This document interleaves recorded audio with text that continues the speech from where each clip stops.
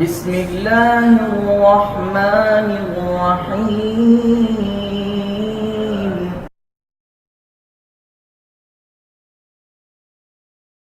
محترم حاضرین، اس کلاس میں ہم علم حدیث کی بنیادی باتیں جاننے کے لیے جمع ہوئے ہیں۔ بیسک لیول پہ صرف ایک تعارفی کلاس ہے، ایڈوانس لیول پہ نہیں۔ ایسے لوگ جو اسکول میں، کالجز میں، یونیورسٹیز میں پڑھتے ہیں، علم حدیث کے حوالے سے کچھ تعارف چاہتے ہیں، وہ عموماً پڑھتے ہوں گے کتابوں میں حدیث کی کچھ اصطلاحات استعمال ہوتی ہیں، وہ ان کے لیے اجنبی ہوتی ہیں۔ تو انشاءاللہ ہمارے اس سیشن کے بعد وہ ان کے لیے اجنبی نہیں رہیں گی۔ یہ کچھ چیزیں میں نے یہ خطہ سا جمع کیا ہے جو آپ کے سامنے آپ کو دے دیا گیا ہے۔ یہ اس لیے ہے تاکہ آپ کو ایک تو سمجھنے کے لیے آسانی ہو کہ ہم کیا پڑھ رہے ہیں اور کہاں پڑھ رہے ہیں۔ دوسرا، آپ کچھ لکھ بھی سکتے ہیں، صرف نام لکھے گئے ہیں اصطلاحات کے، آگے وہ اصطلاح کیا ہے، فلاں حدیث کسے کہتے ہیں، وہ فلاں حدیث کب اور کیسے ہوتی ہے، وہ اپنے الفاظ میں آپ لکھ لیں گے تاکہ آپ کی یادداشت میں رہے، اور بعد میں بھی جب آپ اسے دیکھیں تو آپ پہچان لیں کہ یہ چیز ہم نے پڑھی تھی۔ جو چیز انسان سن لیتا ہے اور پھر اس کو لکھ لیتا ہے، وہ اس کو زیادہ یاد ہو جاتی ہے۔ تو ہم شروع کرتے ہیں۔ سب سے پہلے تو چند تمہیدی کلمات کہ حدیث اللہ کے نبی صلی اللہ علیہ وسلم کی بات کو کہتے ہیں، عموماً یہی سمجھا جاتا ہے، آپ کے فرمان کو حدیث کہا جاتا ہے۔ لغتاً حدیث حدث سے ہے، ہا دال ثا، جس طرح انگلش میں روٹ ورڈز ہوتے ہیں، آپ سمجھتے ہیں ڈرائیونگ یا ڈرائیور، اس میں ڈرائیو یہ روٹ ورڈ ہے، اس سے پھر آگے مختلف الفاظ بنتے جائیں گے۔ تو عربی زبان میں بھی ایسا ہی ہوتا ہے، کچھ روٹ ورڈز ہوتے ہیں جنہیں عموماً مصدر کہہ دیا جاتا ہے، پھر آگے اس سے الفاظ بنتے چلے جاتے ہیں۔ کرنے والا، جس کے ساتھ ہوا، کر رہا ہے، کرے گا، یہ ساری چیزیں اسی سے پھر بنتی چلی جاتی ہیں۔ تو لفظ حدث ہا دال اور ثا یہ روٹ ورڈز ہیں، ان کے معنی میں نیا ہونا آتا ہے، کسی چیز کا نیا نمودار ہونا، نیا لوگوں کے سامنے آنا۔ تو حدیث ایک لغوی معنی ہوتا ہے، اور ضروری نہیں کہ اصطلاحی معنی اسی لغوی معنی سے ہمیشہ ملتا جلتا ہو، بسا اوقات وہ معنی کچھ اور ہوتا ہے اور اصطلاحی معنی کسی اور وجہ سے اسی سے ملتا جلتا رکھ لیا جاتا ہے، وہ پھر آگے تفصیلات لمبی ہو جاتی ہیں۔ تو حدیث اصطلاحاً کسے کہتے ہیں؟ اصطلاحاً نبی کریم صلی اللہ علیہ وسلم کے قول، فعل، آپ کی تقریر اور آپ کی صفت کو کہتے ہیں۔ عموماً 3 چیزیں بیان کی جاتی ہیں کہ حدیث میں 3 چیزیں ہوتی ہیں۔ نبی کریم صلی اللہ علیہ وسلم کا فرمان ہو، وہ بھی حدیث ہوتی ہے، اسے قولی حدیث کہتے ہیں کہ یہ آپ کے قول سے حدیث بنی ہے۔ یا نبی کریم صلی اللہ علیہ وسلم کا کوئی عمل مبارک ہو، آپ کی نماز ہے، آپ کا روزہ ہے، حج ہے، زکوٰۃ ہے، آپ کے دوسرے معاملات ہیں، آپ کا سونا ہے، آپ کا جاگنا ہے، آپ کی عبادت ہے، آپ کا میل جول، دوسرے لوگوں سے حسن سلوک، جو بھی ہے، آپ کا جو فعل ہے، جو آپ کا عمل ہے، وہ جب نقل ہو کر ہم تک آئے گا تو اس کو ہم فعلی حدیث کہیں گے، وہ بھی حدیث کی ایک قسم ہے جو آپ صلی اللہ علیہ وسلم کے عمل مبارک سے تعلق رکھتی ہے۔ تیسری چیز ہوتی ہے تقریر۔ ہم تو تقریر بولنے کو کہتے ہیں نا، میں اسپیچ کر رہا ہوں، تقریر کر رہا ہوں، اسے ہم تقریر کہتے ہیں۔ لیکن حدیث کی اصطلاح میں تقریر، نبی کریم صلی اللہ علیہ وسلم کی تقریر کہتے ہیں۔ یہ اصل میں قرر یقرر تقریر، عربی زبان میں اس کا معنی ہوتا ہے کسی چیز کو برقرار رکھنا۔ یہ قرار کا لفظ اسی سے بنا، قاف را را اس کے روٹ ورڈز ہیں۔ قرار، برقرار، کسی چیز کو اسی حالت پر جاری رکھنا، اس میں کوئی تبدیلی نہ کرنا۔ تو نبی کریم صلی اللہ علیہ وسلم کے سامنے کسی نے کوئی عمل کیا، آپ صلی اللہ علیہ وسلم کے سامنے کسی نے کچھ بولا، تو آپ صلی اللہ علیہ وسلم نے اس کی تردید نہیں فرمائی، آپ خاموش رہ گئے حالانکہ بطور نبی بطور معلم آپ صلی اللہ علیہ وسلم کی یہ ڈیوٹی اور ذمہ داری تھی کہ اگر کوئی چیز غلط ہوتی ہے کہیں تو اس کی اصلاح کرنی ہے آپ صلی اللہ علیہ وسلم نے قرآن کریم سے اپنے فرامین سے. لیکن اگر کوئی عمل ہوا ہے آپ صلی اللہ علیہ وسلم نے اس کو برقرار رکھا ہے, اس کے بارے میں کوئی تنبیہ نہیں فرمائی کہ یہ غلط ہے ایسا نہیں کرنا, اسے کہتے ہیں تقریر, یعنی آپ صلی اللہ علیہ وسلم کی طرف سے اس کام کو برقرار رکھا گیا ہے. تو یہ تیسری چیز ہوگی جو حدیث کی ہی ایک قسم ہے, یعنی حدیث میں شامل ہے تقریر. عموماً یہ تین چیزیں بیان کی جاتی ہیں, قول, فعل اور تقریر. ایک چوتھی چیز بھی وہ بھی حدیث میں شامل ہے, نبی کریم صلی اللہ علیہ وسلم کا قول مبارک بھی نہیں ہے, فعل مبارک بھی نہیں ہے, آپ کی خاموشی بھی نہیں ہے کسی معاملے کو دیکھ کر, بلکہ آپ صلی اللہ علیہ وسلم کی شکل و صورت کے اعتبار سے کوئی صفت آپ کی بیان ہوئی. آپ کا چہرہ مبارک ایسا تھا, آپ کی چال مبارک ایسی تھی, آپ صلی اللہ علیہ وسلم کے پاؤں مبارک ایسے تھے, آپ کی ہتھیلیاں اتنی نرم تھیں, آپ صلی اللہ علیہ وسلم کے بال ایسے تھے, نہ گھنگریالے تھے نہ بالکل سیدھے تھے, درمیانے تھے. یہ ساری چیزیں صفت میں آتی ہیں, یعنی نبی کریم صلی اللہ علیہ وسلم کی شکل و صورت کے احوال, تو یہ بھی حدیث میں شامل ہیں. تو گویا جسے ہم سیرت کہتے ہیں نا, سیرت, وہ ساری کی ساری نبی کریم صلی اللہ علیہ وسلم کی حدیث ہی ہے. یا تو وہ آپ کے فرامین ہوں گے, یا آپ کے اعمال ہوں گے, یا آپ صلی اللہ علیہ وسلم کی خاموشی ہوگی کسی معاملے کو برقرار رکھنے کے لیے, یا پھر آپ صلی اللہ علیہ وسلم کے ظاہری احوال ہوں گے, آپ کے جسم مبارک کے حوالے سے کچھ باتیں ہوں گی. تو ان ساری چیزوں کو حدیث کہتے ہیں اصطلاحاً. لغتاً حدیث نئی چیز کو کہتے ہیں, کوئی بھی نئی چیز ہوگی تو اس کو حدیث کہیں گے. تو عربی زبان میں آپ کوئی نیا پروگرام ہے, نئی دکان ہے, نئی چیز ہے, اس کو حدیث کا لفظ ہی بولتے ہیں. یہ لغتاً ہے. اصطلاحاً جب ایک خاص تناظر میں بولا جائے گا دین اسلام میں حدیث کی اہمیت کیا ہے, اس کی حجیت کیا ہے, تو اس وقت نبی کریم صلی اللہ علیہ وسلم کے قول کو, آپ کے فعل کو, آپ کی تقریر کو اور آپ کی صفت کو حدیث نبوی کہیں گے. یہ تو ہو گئی حدیث کے حوالے سے بات. اس سے کچھ ملتی جلتی دو تین چیزیں اور ہیں جو آپ حدیث کے حوالے سے پڑھیں گے. حدیث کی جگہ پر ان کا استعمال پڑھیں. خبر کا لفظ بھی استعمال ہوتا ہے, خبر, یہ دوسرے نمبر پر لکھا ہے. خبر بمعنی حدیث بھی استعمال ہوتا ہے. خبر جسے ہم کہتے ہیں یہ خبر آئی ہے, خبر آئی ہے. لیکن نبی کریم صلی اللہ علیہ وسلم یا دین کے حوالے سے جب کہا جائے گا کہ یہ خبر سے ثابت ہے, تو اس وقت خبر سے مراد حدیث ہوگی, یعنی نبی کریم صلی اللہ علیہ وسلم کی طرف سے خبر آئی. کیونکہ اسلام میں, شریعت میں, ہمارے دین میں اسی خبر کی اہمیت ہے جو نبی کریم صلی اللہ علیہ وسلم سے منقول ہو. تو خبر بمعنی حدیث بھی استعمال ہوتا ہے. تو بہت جگہ آپ پڑھیں گے کتابوں میں کہ یہ یعنی خبر اس طرح آئی ہے, خبر سے یہ چیز ثابت ہے, تو خبر کا معنی حدیث ہوگا. نبی کریم صلی اللہ علیہ وسلم کی حدیث, وہی ساری چیزیں جو حدیث کے بارے میں بیان کی ہیں میں نے, وہ ساری خبر کے بارے میں بھی ہوں گی. اور کبھی کبھی خبر جو ہے وہ حدیث کے علاوہ باقی لوگوں کی طرف سے کوئی بات منقول ہوتی ہے تو اس کو خبر کہا جاتا ہے. تو عموماً حدیث نبی کریم صلی اللہ علیہ وسلم سے منقول بات کو کہتے ہیں, اور خبر نبی کریم صلی اللہ علیہ وسلم سے منقول بات کو بھی کہتے ہیں, اور دیگر لوگوں سے منقول بات کو بھی خبر کہہ دیتے ہیں. تو یہ فرق ہے خبر اور حدیث میں کہ کبھی خبر بھی حدیث کے معنی میں ہوتا ہے, اور کبھی دیگر لوگوں کی طرف سے جو باتیں منقول ہو کر آتی ہیں ان کو بھی خبر کہتے ہیں.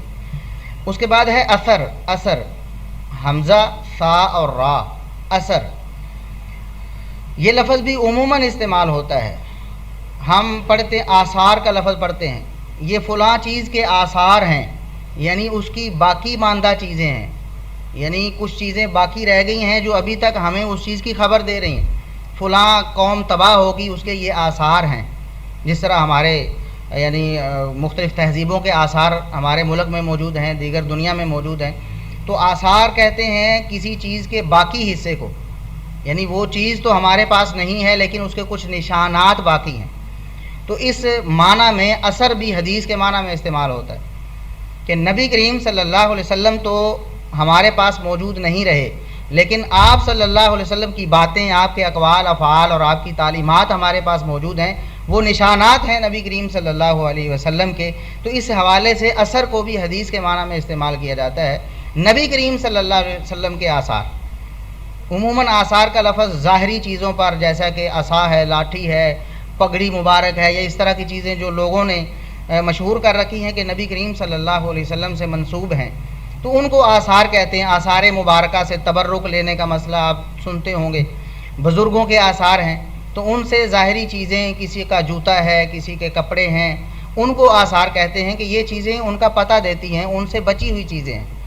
تو حدیث کو اثر اس لیے کہا جاتا ہے کہ نبی کریم صلی اللہ علیہ وسلم سے منقول ہو کر آپ کی نشانی ہم تک پہنچی ہے، تو اثر بھی لفظ استعمال ہوتا ہے حدیث کے معنی میں، اور اسی سے نسبت کر کے اثری لفظ استعمال ہوتا ہے۔ جیسے پاکستان ہے تو اس سے نسبت کرنی ہو تو پاکستانی استعمال ہوتا ہے کہ پاکستان والا، ٹھیک ہے، لاہور تو لاہوری، لاہور والا، لاہور میں رہنے والا۔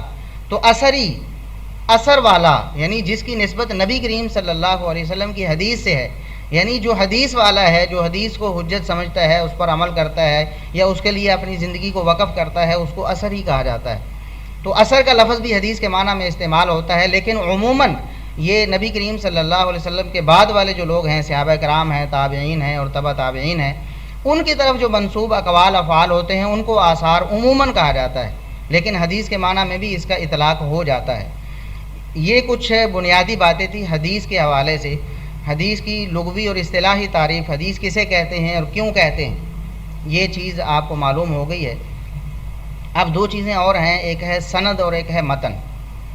دیکھیں ہم آج کے دور میں موجود ہیں، نبی کریم صلی اللہ علیہ وسلم کو اس دنیا سے گئے ہوئے قریباً کوئی 1450 سال ہو چکے ہیں، 1400 1450 اتنی صدیاں بیت چکی ہیں۔ اب ہمارے پاس کوئی شخص آ کر کہتا ہے کہ نبی کریم صلی اللہ علیہ وسلم نے یوں فرمایا تھا، یا آپ صلی اللہ علیہ وسلم نے یوں کیا تھا، یا آپ صلی اللہ علیہ وسلم نے فلاں بات سنی تو خاموشی اختیار کی، اس کو برقرار رکھا تھا، یا آپ صلی اللہ علیہ وسلم کا حلیہ مبارک ایسا تھا، تو ہم کس طرح نبی کریم صلی اللہ علیہ وسلم سے اس کو ثابت مان لیں کہ واقعی جس نے جو بیان کیا ہے ٹھیک کیا ہے؟ ہمارے پاس کون سی چیز ہے جس کے ذریعے ہم نبی کریم صلی اللہ علیہ وسلم تک پہنچ سکتے ہیں؟ دیکھیں یہودیوں کے پاس کوئی ایسی چیز نہیں ہے جس کے ذریعے وہ اپنے نبی موسیٰ علیہ السلام تک پہنچ سکیں۔ ان کے حالات و واقعات، ان کے شب و روز، ان کی عبادت کا طریقہ وہ بالیقین ثابت کر سکیں ٹھوس دلائل کے ساتھ، ان کے پاس ایسی کوئی چیز نہیں۔ عیسائیوں کے پاس عیسیٰ علیہ السلام کے معمولات کو جاننے کے لیے ایسا کوئی ذریعہ نہیں ہے۔ ہمارے پاس ہے، مسلمانوں کے پاس ہے، اس کو کہتے ہیں سند۔ سند لغت کے اعتبار سے ایسی چیز کو کہتے ہیں جس پر اعتماد کیا جائے، جس پر انسان ٹیک لگائے، کسی چیز پر ٹیک لگاتا ہے، اس کو آسرا ہوتا ہے، اس کا سہارا لیتا ہے، وہ کسی معاملے میں کھڑا رہنے کے لیے، بیٹھنے کے لیے ٹیک لگاتا ہے۔ تو سند یہ ایک آسرا ہے اور ٹیک ہے نبی کریم صلی اللہ علیہ وسلم کے اقوال افعال اور آپ صلی اللہ علیہ وسلم کی تعلیمات کو جانچنے کے لیے۔ یہ ایک چین کو کہتے ہیں، ایک لڑی کو کہتے ہیں۔ مثال کے طور پر ابھی آپ کو کوئی کہتا ہے کہ فلاں شخص نے، جو ابھی آپ کے پاس موجود نہیں ہے، اس نے یہ بات کی ہے، آپ فوراً سوچتے ہیں کہ اس نے واقعی یہ بات کی ہوگی یا نہیں کی ہوگی، تو آپ اس کا سورس ڈھونڈتے ہیں۔ اگر تو وہ شخص ڈائریکٹلی اس سے بیان کر رہا ہے، وہ کہتا ہے میں خود سن کے آیا ہوں، تو آپ صرف اس سورس کو یعنی اس شخص کو دیکھتے ہیں، اگر وہ سچا ہے اور اس کا دماغ درست ہے تو آپ کہیں گے بالکل ٹھیک کہہ رہا ہے، سچا قابل اعتماد شخص ہے اور ایک شخص کے بارے میں مجھے خبر دے رہا ہے، لہٰذا اس کی خبر ٹھیک ہے۔ اب اخبار ہمارے ہاں چھپتے ہیں، اس میں بھی کسی نہ کسی درجے میں یہ احتیاط ملحوظ رکھی جاتی ہے۔ خبر کے سورس جو صحافی ہوتے ہیں ان کے پاس خبروں کے سورس ہوتے ہیں، اگر خبر جھوٹی ثابت ہو جائے ان سے پوچھا جاتا ہے کہ آپ کا سورس کیا تھا، آپ نے یہ جھوٹی خبر کیوں بریک کر دی؟ تو وہ پھر بتاتے ہیں کہ ہمارا سورس یہ تھا، ہم نے فلاں سے سنی تھی، یا فلاں ذریعے سے ہمیں ای میل آئی تھی، یا ہمیں فون کال آئی تھی، یا فلاں نے ہمیں کوئی فوٹیج بھیجی تھی، اس بنا پر ہم نے یہ خبر بریک کی۔ ان کے پاس بھی کوئی سورس ہوتا ہے۔ یہ دنیا کی خبریں ہیں جن کے جھوٹا سچا ہونے سے کوئی قیامت برپا نہیں ہوتی، جھوٹی خبریں ہوتی رہتی ہیں، سچی ہوتی رہتی ہیں، لیکن نبی کریم صلی اللہ علیہ وسلم کے حوالے سے کوئی خبر دینا کہ آپ صلی اللہ علیہ وسلم نے یہ فرمایا ہے، یہ کیا ہے، اس چیز کو برقرار رکھا ہے، آپ کا حلیہ مبارک ایسا تھا، یہ ہمارے لیے دین اور شریعت ہے۔ یہ ممکن نہیں کہ ہم اپنے دین اور شریعت کو اس طرح بغیر کسی سورس کے یا اس سورس کو پرکھے بغیر اس کو اپناتے رہیں، یا ہم سمجھتے رہیں کہ نبی کریم صلی اللہ علیہ وسلم کی تعلیم واقعتاً ایسی تھی۔ کے لیے ہمیں سورس کی تلاش کرنی پڑے گی. اس سورس کو کہتے ہیں سند ایک چین کو کہتے ہیں, ایک لڑی کو کہتے ہیں جو ٹوٹے بغیر نبی کریم صلی اللہ علیہ وسلم تک پہنچ جاتی. مجھے میرے استاذ نے بتایا, اس کو اس کے استاد نے, ان کو اس کے استاد نے, ان کو اس کے استاد. یہ آخر میں اگر آپ لاسٹ اپنا صفحہ دیکھیں تو اس میں آخر میں بالکل حدیث رسول کے عنوان سے لکھا گیا اور نیچے ایک چین بنائی گئی ہے. اوپر لکھا ہوا ہے حدیث رسول صلی اللہ علیہ وسلم. تو نبی کریم صلی اللہ علیہ وسلم کی حدیث ہم تک کیسے پہنچتی ہے؟ آپ سے بیان کرتے ہیں کوئی صحابی, آپ صلی اللہ علیہ وسلم سے شرف ملاقات جن کو نصیب ہوا ہے, انہوں نے آپ صلی اللہ علیہ وسلم سے تعلیمات سیکھی ہیں, وہ آگے بیان کرتے ہیں اپنے شاگردوں کو, جن کو ہم تابعین کہتے ہیں. یعنی صحابی کا شاگرد ہوگا تابعی. تابعی کا معنی ہوتا ہے پیروی کرنے والا, یعنی صحابی کے پیچھے آنے والا تابعی. پھر ہم کہتے ہیں تبع تابعی. تابعی کا جو شاگرد ہوتا ہے وہ تابعی کی پیروی کرنے والا, اس کو تبع تابعی کہتے ہیں. اس طرح ان کا شاگرد جو ہے اس کو تبع تابعی کہتے ہیں, یا تبع اتباع تابعین کہتے ہیں, کہ تبع تابعین کی پیروی یعنی ان کے پیچھے آنے والا. تو یہ ایک چین ہوتی ہے, اور اس سے آگے کوئی امام یا محدث ہوتا ہے جو حدیث کو نقل کر رہا ہوتا ہے. یہ دیکھیں یہ ایک چین ہے پوری کی پوری. ایسے نہیں کہ نبی کریم صلی اللہ علیہ وسلم نے ایسا فرما دیا اور ہم نے مان لیا. عبداللہ بن مبارک رحمہ اللہ تعالی بہت عظیم الشان اور جلیل القدر محدث ہیں. جس طرح ابراہیم علیہ السلام کا مقام انبیاء میں ہے نا, بہت اونچا مقام ہے, اور دیگر جو ادیان ہیں اسلام کے علاوہ بھی سب کے سب ابراہیم علیہ السلام کی قدر کرتے. جتنے بھی آسمانی مذاہب ہیں جن کے پاس کتابیں ہیں یا صحیفے ہیں, وہ سارے کے سارے ابراہیم علیہ السلام کی قدر کرتے ہیں. مشرکین مکہ محمد رسول اللہ صلی اللہ علیہ وسلم کو جھٹلاتے تھے, لیکن ابراہیمی ہونے کا دعویٰ کرتے تھے کہ ہم ابراہیم علیہ السلام کو ماننے والے ہیں.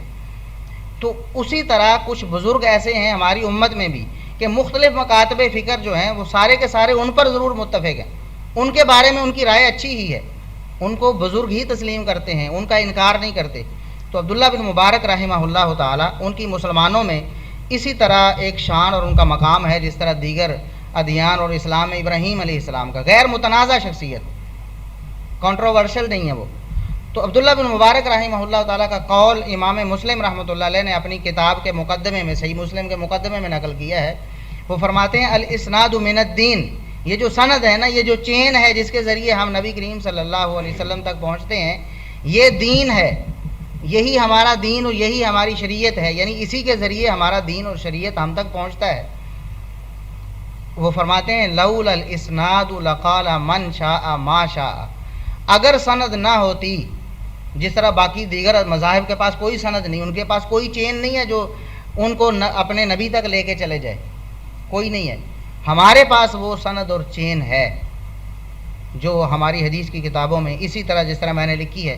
یہاں صحابی کی جگہ نام لکھا ہوگا کہ ابو ہریرہ رضی اللہ تعالیٰ عنہ, ان سے بیان کرنے والے جو ہیں وہ ان کا نام لکھا ہوگا, جو تابعی ہیں وہ کون ہیں, سعید بن مسیب ہیں مثال کے طور پر, ان کے شاگرد کا نام لکھا ہوگا, ان کے شاگرد کا نام لکھا ہوگا.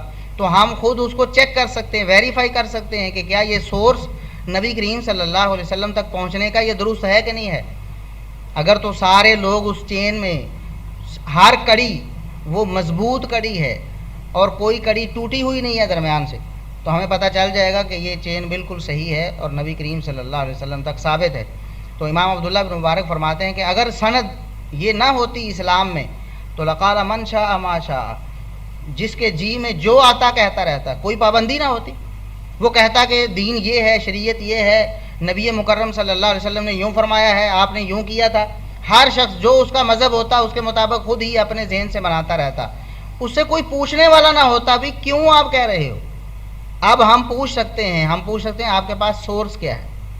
آپ جو کہہ رہے ہو کہ نبی کریم صلی اللہ علیہ وسلم نے یہ فرمایا ہے, آپ نے یہ کیا ہے, بہت ساری ایسی سوشل میڈیا پہ بے پر کی اڑائی ہوئی باتیں ہوتی ہیں, ان کو حدیث کہا جا رہا ہوتا ہے کہ یہ نبی کریم صلی اللہ علیہ وسلم کا قول ہے, یہ سیدنا علی رضی اللہ تعالیٰ عنہ کا فرمان ہے. بے پر کی اڑائی ہوتی ہیں. ہم ان سے جب پوچھتے ہیں کہ اس کا سورس کیا ہے تو وہ نہیں ملتا, یا اگر مل جائے سورس تو ہمیں پتہ چل جاتا ہے کہ اس کی چین ٹوٹی ہوئی ہے, یہاں سے لے کر یہاں تک تو اس کی چین ہی کوئی نہیں ہے. پھر آگے کیسے پتہ چل گیا؟ مثال کے طور پر ایک شخص کہتا ہے کہ سیدنا علی رضی اللہ تعالیٰ عنہ بیان کرتے ہیں کہ نبی کریم صلی اللہ علیہ وسلم نے فرمایا. اب دیکھیں, نبی کریم صلی اللہ علیہ وسلم کا فرمان تو ہماری سارا آنکھوں پر, ہمارے قلب و اتھر جو ہمارے قلوب و اذہان ہیں ان کے لیے، ان کو معطر کرنے کے لیے، ہماری زندگی کو اس کے لیے مشعل راہ بننے کے لیے، وہ تو ہوتا ہے ہم نبی کریم صلی اللہ علیہ وسلم کے ہر فرمان کو اپنے دل و جان سے تسلیم کرتے ہیں۔ لیکن کوئی کہے کہ علی رضی اللہ تعالیٰ عنہ نے یہ بیان کیا ہے، تو ہم صرف یہ سن کر کے نبی کریم صلی اللہ علیہ وسلم کی طرف ایک چیز کی نسبت ہو رہی ہے اس کو مان نہیں لیں گے، بلکہ ہم سورس چیک کریں گے کہ علی رضی اللہ تعالیٰ عنہ تک تو آپ نے بتایا کہ علی رضی اللہ تعالیٰ عنہ نے نقل کیا ہے، تو آپ سے لے کر علی رضی اللہ تعالیٰ عنہ تک کیا سورس ہے آپ کے پاس؟ لوگ بناتے بھی تو ہیں نا، جھوٹی حدیثیں بھی بناتے ہیں، ثواب سمجھ کر بنانے والے بھی دنیا میں موجود ہیں۔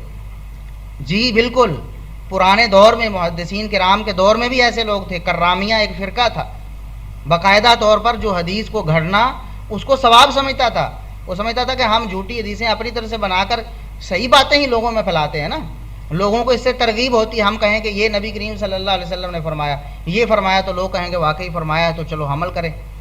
یاد رکھیں کہ حدیث جو ہے، کوئی بات آپ کو کتنی ہی اچھی لگے، جس طرح اولڈ از گولڈ، کتنا اچھا جملہ ہے، کتنا اچھا جملہ، اولڈ از گولڈ، اور یہ کائناتی سچائی، آفاقی سچائی ہے جسے یونیورسل ٹروتھ کہتے ہیں، ہے نا، اتنی اچھی بات، غیر متنازع، لیکن اس کو آپ نبی کریم صلی اللہ علیہ وسلم کی طرف منسوب نہیں کر سکتے۔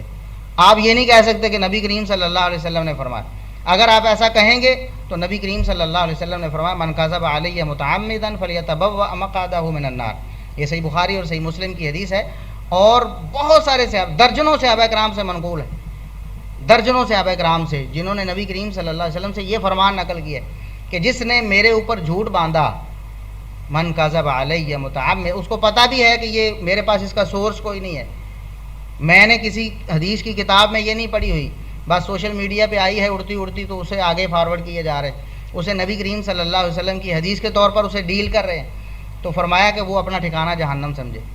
کتنی ہی اچھی، کتنی ہی سنہری بات ہو، کتنا ہی زرعی قول ہو، اقوال زرعی میں سے ہو، اس کو آپ نبی کریم صلی اللہ علیہ وسلم کی طرف اس طرح منسوب نہیں کر سکتے بغیر سورس کے۔ ہاں آپ نے فرمایا ہے تو وہ تو آپ کا ہر فرمان ہی قول زرعی ہے، آپ کا ہر فرمان ہی وہ سنہری قول ہے، لیکن ہر اچھی بات کو نبی کریم صلی اللہ علیہ وسلم کی طرف منسوب کر دینا کہ آپ نے فرمایا، یہ بھی درست نہیں۔ تو ایسے لوگ بھی دنیا میں موجود رہے ہیں جو ثواب سمجھ کر حدیثیں گھڑتے رہے ہیں، آج بھی لوگ ایسا کرتے ہیں، وہ حدیث، جھوٹی حدیث بنا لیتے ہیں اور اس کو کہتے ہیں نبی کریم صلی اللہ علیہ وسلم نے یہ فرمایا، یا اس کے آخر میں حدیث لکھ دیتے ہیں۔ تو یہ احتیاط طلب امر ہے۔ ہمارے پاس سند جو ہے نا، سند یہ ایک سورس ہے جس کے ذریعے ہم اس کو چیک کرتے ہیں کہ نبی کریم صلی اللہ علیہ وسلم سے ثابت ہے یا نہیں ہے۔ اس کے بعد ہے متن۔ متن کسے کہتے ہیں؟ سند کے ذریعے جس چیز تک ہم پہنچتے ہیں اس کو متن کہتے ہیں۔ ہم ایک چین چلاتے ہیں، مجھے میرے استاد نے، اسے استاد نے، فلاں محدث نے بیان کیا، ان کو ان کے استاد نے، ان کو ان کے استاد نے، ان کو تبع تابعی نے، ان کو تابعی نے، ان کو صحابی نے۔ اب صحابی بیان کیا کرے گا؟ مثال کے طور پر سیدنا علی رضی اللہ تعالیٰ عنہ وہ بیان کریں گے کہ نبی کریم صلی اللہ علیہ وسلم نے فرمایا کہ میری طرف جھوٹی بات منسوب کرنے والا کیا ہے؟ جہنمی ہے، اس کا ٹھکانہ جہنم ہے۔ تو یہ جو قول ہم نے نقل کیا ہے نبی کریم صلی اللہ علیہ وسلم کا، جس کی خاطر ہم نے اتنا لمبا سورس چلایا ہے، جس کی خاطر ہم نے اتنے واسطے طے کیے ہیں، تو نبی کریم صلی اللہ علیہ وسلم کا جو قول ہے، جو فعل ہے، جو تقریر ہے، جو چیز بیان کرنا مقصود ہے، اس کو متن کہتے ہیں۔ یہ جو ہے نا نبی کریم صلی اللہ علیہ وسلم نے فرمایا کہ جو مجھ پر جھوٹ باندھے گا اس کا ٹھکانہ جہنم ہے، اس کو متن کہتے ہیں۔ متن یعنی یہ حدیث جسے ہم عرفی معنوں میں حدیث کہتے ہیں، ہم تو حدیث اسے، سند کو تو ہم سند ہی کہتے ہیں نا۔ سند کے بعد جو چیز ہے، جس چیز تک ہمیں سند لے کر گئی ہے، یعنی نبی کریم صلی اللہ علیہ وسلم کا قول، فعل، تقریر، یا اسی طرح آگے آئے گا صحابہ کے اقوال افعال یا تابعین کے اقوال افعال، تو جہاں تک ہم سند کے ذریعے پہنچتے ہیں اس چیز کو کہتے ہیں متن، یعنی وہ چیز جو بیان کرنا مقصود ہوتی ہے، وہ حدیث ہو، صحابی کا قول ہو، عمل ہو، اس کو متن کہتے ہیں۔ تو کہتے ہیں کہ یہ فلاں حدیث کا متن ہے، یعنی حدیث کے الفاظ ہیں، سند کے علاوہ ہیں، سند یہاں ختم ہو گئی ہے، آگے بات شروع ہو گئی ہے، اصل بات، اس کو متن کہتے ہیں۔ تو اب ہم تقسیم کی طرف آتے ہیں کہ حدیث کو تقسیم کیا جاتا ہے مختلف اقسام میں۔ تو نسبت کے اعتبار سے یہ تقسیم کئی اعتبار سے ہوگی، یعنی حدیث کی تقسیم کئی اعتبار سے ہوگی۔ آپ یہ نہیں کہہ سکتے کہ حدیث کی یہی قسمیں ہیں، مختلف اعتبار سے مختلف قسمیں ہیں. جیسے انسانوں کی ہم کیٹیگریز بناتے ہیں مختلف اعتبار سے. اگر ہم مال و دولت کے اعتبار سے بنائیں تو اور کیٹیگری ہوگی, اگر ہم جسمانی قوت کے اعتبار سے بنائیں تو اور کیٹیگری ہوگی, شرافت دیانت امانت کے اعتبار سے بنائیں تو اور کیٹیگری ہوگی. تو ایک ہی طرح انسانوں میں مختلف کیٹیگریز ہم ایک ہی وقت میں بنا سکتے ہیں. تو حدیث کی بھی بہت ساری قسمیں ہیں, مختلف اعتبار سے قسمیں ہیں. سب سے پہلے ہم دیکھیں گے نسبت کے اعتبار سے حدیث کی کتنی قسمیں ہیں. تو یہاں بنیادی طور پر 4 قسمیں لکھی گئیں, 4 قسمیں کہ حدیث کی کتنی قسمیں ہوتی ہیں نسبت کے اعتبار سے. نسبت کسے کہتے ہیں؟ تعلق کو نسبت کہتے ہیں نا. کسی چیز سے ہم کسی چیز کا ناطہ قائم کر رہے ہیں, تو ہم جو بیان کر رہے ہیں نا کہ یہ عمل ہے, یہ فعل ہے, یہ قول ہے, یہ تقریر ہے, یہ صفت ہے, یہ کس کے ساتھ تعلق رکھتی ہے؟ سمجھے؟ قول کس کا ہے, یہ عمل کس کا ہے, یہ تعلیم کس کی ہے, جس کی طرف ہم منسوب کر رہے ہوتے ہیں نا, اس کے اعتبار سے حدیث کی 4 قسمیں بنے گی موٹی موٹی. سب سے پہلے حدیث قدسی کہ جس کی نسبت اللہ تبارک و تعالیٰ کی طرف ہوتی. حدیث قدسی پاکیزہ ذات کی طرف نسبت ہے جو ہر عیب سے پاک ہے, اللہ تبارک و تعالیٰ. تو بعض حدیثیں ایسی ہوتی ہیں جس میں نبی کریم صلی اللہ علیہ وسلم یہ فرماتے ہیں کہ اللہ نے یوں فرمایا ہے. ویسے عموماً یہ ہوتا ہے کہ نبی کریم صلی اللہ علیہ وسلم خود فرماتے ہیں ایسا کرو ایسا نہ کرو, یا آپ خود عمل کر کے دکھاتے ہیں. تو کچھ حدیثیں ایسی ہوتی ہیں کہ اللہ کی طرف نسبت خود نبی کریم صلی اللہ علیہ وسلم فرما رہے ہوتے ہیں. آپ صلی اللہ علیہ وسلم دینی معاملے میں نسبت اللہ کی طرف نہ بھی فرمائیں تو وہ اللہ کی وحی ہوتی ہے, یہ بات ڈن ہے, اس میں کوئی شبہ نہیں ہے. آپ یہ نہ بھی فرمائیں کہ اللہ نے یوں فرمایا ہے دینی معاملے میں, وما ینطق عن الہویٰ ان ہوا الا وحی یوحیٰ, آپ جو بھی بولتے ہیں وہ اللہ کی وحی کے ذریعے بولتے ہیں, اپنی خواہش سے دین کے معاملے میں آپ صلی اللہ علیہ وسلم نہیں بولتے تھے. لہٰذا ہر حدیث بھی ڈائریکٹلی نہیں تو انڈائریکٹلی اللہ تبارک و تعالیٰ کی طرف ہی منسوب ہوتی ہے. لیکن اگر ڈائریکٹلی بھی لفظوں میں بھی نبی کریم صلی اللہ علیہ وسلم فرما دیں کہ اللہ نے یوں فرمایا ہے تو اس کو کہتے ہیں حدیث قدسی. جیسا کہ رمضان المبارک کے روزوں کے حوالے سے آپ عموماً سنتے ہیں, رمضان کے ساتھ خاص تو نہیں ہے, ہر روزے کے بارے میں اللہ تبارک و تعالیٰ فرماتا ہے, یہ صحیح بخاری وغیرہ میں ہے. نبی کریم صلی اللہ علیہ وسلم نے فرمایا, اللہ فرماتا ہے, اللہ فرماتا ہے الصوم لی وانا اجزی بہ, روزہ تو بندہ خالص میرے لیے رکھتا ہے, اس کا بدلہ بھی میں خود ہی اسے دوں گا. یہ جو الفاظ ہیں حدیث کے, یہ حدیث قدسی ہے, یعنی اس کی نسبت اللہ تبارک و تعالیٰ کی طرف سے ہو گئی ہے, تو اس کو حدیث قدسی کہتے ہیں. ان احادیث قدسیہ کی تعداد بہت کم ہے باقی احادیث کے مقابلے میں, بہت کم, چند 100 بھی نہیں بنتی. عموماً نبی کریم صلی اللہ علیہ وسلم ڈائریکٹ اپنی ہی بات فرماتے ہیں, وہ بھی اللہ ہی کی بات ہوتی وحی کے ذریعے. تو کچھ احادیث ایسی ہوں گی جن میں مینشن کر کے اللہ کے رسول صلی اللہ علیہ وسلم فرمائیں گے اللہ یوں فرماتا ہے, اسے حدیث قدسی کہیں گے. اس کے بعد ہے مرفوع حدیث, ایسی حدیث جس کی نسبت نبی کریم صلی اللہ علیہ وسلم تک ہو, آپ صلی اللہ علیہ وسلم کی طرف اس کی نسبت ہو, یعنی آپ تک پہنچتی ہو. یعنی چین چلتی چلتی چلتی چلتی صحابی بیان کرتے ہیں نبی کریم صلی اللہ علیہ وسلم نے یوں فرمایا, آپ نے یوں عمل کیا, آپ نے یوں تعلیم دی, آپ کا حلیہ مبارک ایسا تھا, اسے ہم کہیں گے مرفوع حدیث ہے. مرفوع رفع یرفع کا معنی ہوتا ہے اٹھانا, جس طرح رفع الیدین آپ سمجھتے ہیں ہاتھوں کو اٹھانا, رفع الیدین, رفع یدین ہم کہتے ہیں دونوں ہاتھوں کو اٹھانا, یدین دونوں ہاتھوں کو کہتے ہیں. تو رفع کا معنی ہوتا ہے بلند کرنا. مرفوع اسم مفعول کا صیغہ ہے, بلند کی ہوئی. مرفوع حدیث جس حدیث کو بلند کیا گیا ہوتا ہے نبی کریم صلی اللہ علیہ وسلم تک, یعنی راستے میں کہیں اٹک نہیں جاتی, اس کو پورا پہنچایا گیا ہوتا ہے نبی کریم صلی اللہ علیہ وسلم تک, اس کو کہتے ہیں مرفوع حدیث. یعنی دوسرے لفظوں میں ایسی حدیث جس کی نسبت نبی کریم صلی اللہ علیہ وسلم کی طرف ہو, اس کو مرفوع حدیث کہتے ہیں. اس کے بعد ہے موقوف حدیث.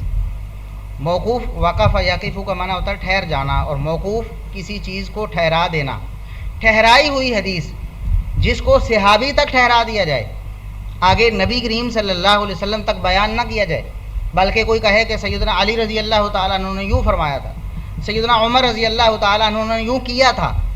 اس کو کیا صحابی تک اگر بات ٹھہر جائے, اوپر نبی کریم صلی اللہ علیہ وسلم تک نہ جائے بلکہ صرف صحابی تک رہ جائے, یعنی اس حدیث میں جو بیان ہوا ہے قول فعل وغیرہ وہ صحابی کا ہو, اس کو کہتے ہیں موقوف حدیث. ایسی حدیث جو صحابی تک پہنچتی ہو. تو یہ نسبت کے اعتبار سے نا, نسبت اس قول فعل کی کس کی طرف ہوگی تو اس حساب سے اس کا نام رکھا جائے. حدیث قدسی جس کی نسبت اللہ کی طرف ہوگی. حدیث مرفوع جس کی نسبت نبی کریم صلی اللہ علیہ وسلم کی طرف ہوگی، اور حدیث موقوف جس کی نسبت کسی صحابی کی طرف ہوگی، اور حدیث مقطوع حدیث جس کی نسبت کسی تابعی کی طرف ہو، یعنی صحابی سے بھی بیان کر، صحابی کا شاگرد ہے، جس طرح سعید بن مسیب رحمہ اللہ تعالی، حسن بصری رحمہ اللہ تعالی، مشہور تابعین ہیں، آپ نام سنتے رہتے ہیں ان کے. تو جو بات ان تک پہنچے گی یا جو عمل ان سے بیان کیا جائے گا اس کو کہیں گے مقطوع حدیث. مقطوع حدیث، قطع یقطع کا معنی ہوتا ہے کاٹنا، تو وہ گویا صحابی سے بھی پیچھے کاٹ دی گئی، آگے گئی نہیں ہے. مقطوع حدیث یعنی کسی تابعی کا قول یا فعل یا وہ جو روایت ہے کسی تابعی سے منسوب ہے، اس کو کہتے ہیں مقطوع حدیث. تو یہ نسبت کے اعتبار سے ہم نے حدیث کی قسمیں پڑھی ہیں. اللہ کی طرف نسبت ہو تو حدیث قدسی ہے، نبی کریم صلی اللہ علیہ وسلم کی طرف منسوب ہو تو مرفوع حدیث یا حدیث مرفوع ہے. صحابی کی طرف اگر اس کی نسبت ہو، صحابی تک پہنچتی ہو تو اسے موقوف حدیث کہیں گے، اور اگر تابعی تک پہنچتی ہو، صرف تابعی تک جا کے ختم ہوگی، تابعی نے یہ کیا یا کہا یا فرمایا، تو اسے کہتے ہیں مقطوع حدیث یا حدیث مقطوع. اب اس سے آگے ہم چلیں گے. حدیث کی تقسیم ہے راویوں کی تعداد کے اعتبار سے. ایک حدیث ہے اس کو ایک راوی بیان کرتا ہے، ایک حدیث ہے اس کو دو راوی بیان کرتے ہیں، 3 بیان کرتے ہیں، 7 بیان کرتے ہیں، 10 بیان کرتے ہیں، 100 بیان کرتے ہیں. تو راویوں کی تعداد کتنی ہے ہر طبقے میں؟ یہ طبقے آپ نے دیکھ لیے ہیں نا، صحابی ہے، تابعی ہے، تبع تابعی ہے، پھر اس سے بیان کرنے والا، پھر امام ہے. تو یہ طبقے ہیں. تو ہر طبقے میں راویوں کی تعداد کیا ہے؟ ہر طبقے میں راویوں کی تعداد کیا ہے؟ دیکھیں، اگر تعداد ایک بھی صحابی نے نبی کریم صلی اللہ علیہ وسلم سے ایک حدیث بیان کی ہے اور ہم تک صحیح طور سے پہنچ گئی ہے، تو ہم یہ نہیں کہیں گے کہ ایک صحابی نے بیان کی تو ہم کیوں مانیں. ایک صحابی بھی بیان کرے تو تب بھی نبی کریم صلی اللہ علیہ وسلم کی حدیث ہے. 2 بھی بیان کریں، 3 بیان کریں، 10 بیان کریں، 15، 20، 100 بیان کریں، تب بھی نبی کریم صلی اللہ علیہ وسلم کی حدیث ہے اگر سورس صحیح ہے. تو یہ تقسیم ویسے پہچان کے اعتبار سے کی گئی، پہچان کے اعتبار سے، تاکہ آپ کو پہچان کرنا آسان ہو. تو سب سے پہلے جو قسم ہے وہ ہے متواتر. متواتر حدیث. متواتر اس حدیث کو کہتے ہیں جس کو بیان کرنے والے ہر طبقے میں اتنے راوی ہوں کہ ان کے بارے میں ہمیں تفتیش کرنے کی ضرورت ہی نہ پڑے. مطلب کوئی سچا جھوٹا ہے کہ نہیں، اس میں کوئی بیان کرنے والا کیسا ہوگا. ایک سورس ہے آپ کے پاس تو آپ اس کو چیک کرتے ہیں، 2 3 ہیں تو آپ پھر بھی چیک کرتے ہیں کہیں جھوٹ نہ بول رہے، کوئی پلاننگ نہ کی ہو انہوں نے.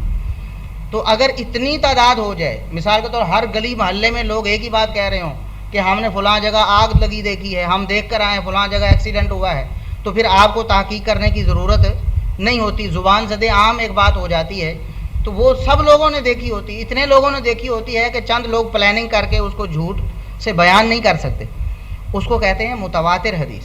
متواتر ہر طبقے میں بیان کرنے والے راویوں کی تعداد، یعنی صحابہ کرام میں بھی اتنی تعداد ہو. جس طرح میں نے بیان کیا کہ جھوٹی حدیث نبی کریم صلی اللہ علیہ وسلم کی طرف منسوب کرنے والی جو بات ہے، جو وعید ہے، یہ بہت سارے صحابہ کرام نے بیان، درجنوں صحابہ کرام نے.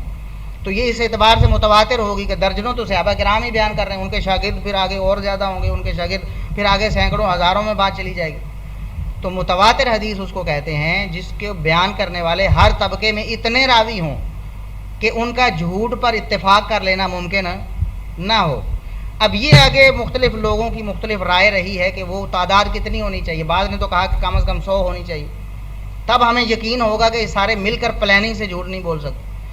کچھ لوگوں نے کہا کہ نہیں 70 ہونی چاہیے، کچھ نے کہا 40 ہونی چاہیے، کچھ نے کہا 10 ہونی چاہیے، 7 تک بھی آپ، یعنی کچھ لوگ آئے ہیں 10 تک محتاط، یعنی ایک اندازہ ہے کہ 10 تک اگر راوی بیان کریں ایک حدیث کو تو اس کو متواتر کے درجے پر لے جایا جاتا ہے کہ یہ حدیث متواتر ہے. تو متواتر اس حدیث کو کہتے ہیں جس کو بیان کرنے والے ہر طبقے میں زیادہ ہوں. صحابہ بھی بہت زیادہ ہیں، تابعین بھی بہت زیادہ ہیں، تبع تابعین بھی بہت زیادہ ہیں، ان سے آگے بھی بیان کرنے والے خود بخود زیادہ ہو جائیں گے نا. اگر صحابہ ایک درجن ہیں تو ایک صحابی کے اگر 10 شاگرد ہوئے تو وہ 120 ہو جائیں گے، اور 120 کے آگے شاگرد جو ہیں وہ اگر 10 ہوئے تو وہ 1200 ہو جائیں گے. یہ پہلے طبقات میں زیادہ مسئلہ ہوتا ہے تعداد کا، آخر طبقات میں تو تعداد بہت زیادہ ہو جاتی. تو متواتر اس حدیث کو کہتے ہیں جس کو ہر طبقے میں بہت زیادہ لوگ روایت کریں. اب اس کے بعد ہے مشہور حدیث. متواتر کے مقابلے میں عموماً آحاد کا لفظ بولا جاتا ہے. یہ حدیث متواتر ہے، یہ حدیث آحاد ہے. متواتر کا مطلب وہ جو میں نے بیان کر دیا. احاد یہ ہے کہ جو متواتر نہ ہو. مثال کے طور پر صحابہ کے طبقے میں ہی 3 بیان کرنے والے ہوں.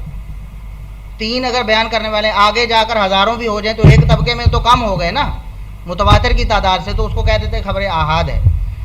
تو اس کی 3 قسمیں ہیں پھر, یعنی جو متواتر نہیں بنتی اس کی 3 قسمیں ہوں گی راویوں کی تعداد کے اعتبار سے.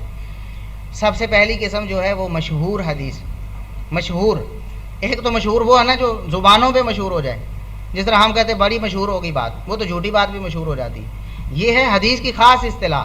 اس کا مطلب یہ ہے کہ ہر طبقے میں کم از کم 3 راوی بیان کرنے والے ہوں. ہر طبقے میں, یعنی صحابہ بھی کم از کم 3 ہوں, پھر ان کے شاگرد بھی کم از کم 3 ہوں, اور آگے تو پھر زیادہ ہو جائیں گی نا. کم از کم 3 راوی ہر طبقے میں موجود ہوں بیان کرنے والے, اس کو کہیں گے کہ یہ مشہور حدیث ہے. مشہور حدیث ہے, کم از کم 3 راوی ہوں. اب کسی ایک طبقے میں بھی اگر 3 راوی رہ جائیں تو وہ متواتر, مثال کے طور پر ہر طبقے میں 100 ہیں, 200 ہیں, اگر صحابہ میں سے 3 رہ گئے ہیں تو وہ متواتر نہیں رہے گی, کیونکہ یہ شرط یہ ہے کہ پوری چین اسی طرح ہو, ہر طبقے میں اتنے راوی ہوں. تو مشہور حدیث وہ ہوگی جس کے کسی ایک طبقے میں کم از کم 3 راوی ہوں. کم از کم کی حد ہے, زیادہ جتنے مرضی ہوں.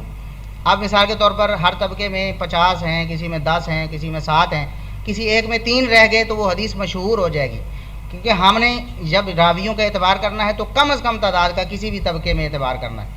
تو مشہور حدیث وہ ہوگی جس کو بیان کرنے والے ہر طبقے میں کم از کم 3 راوی ہوں, کم از کم 3 راوی ہوں.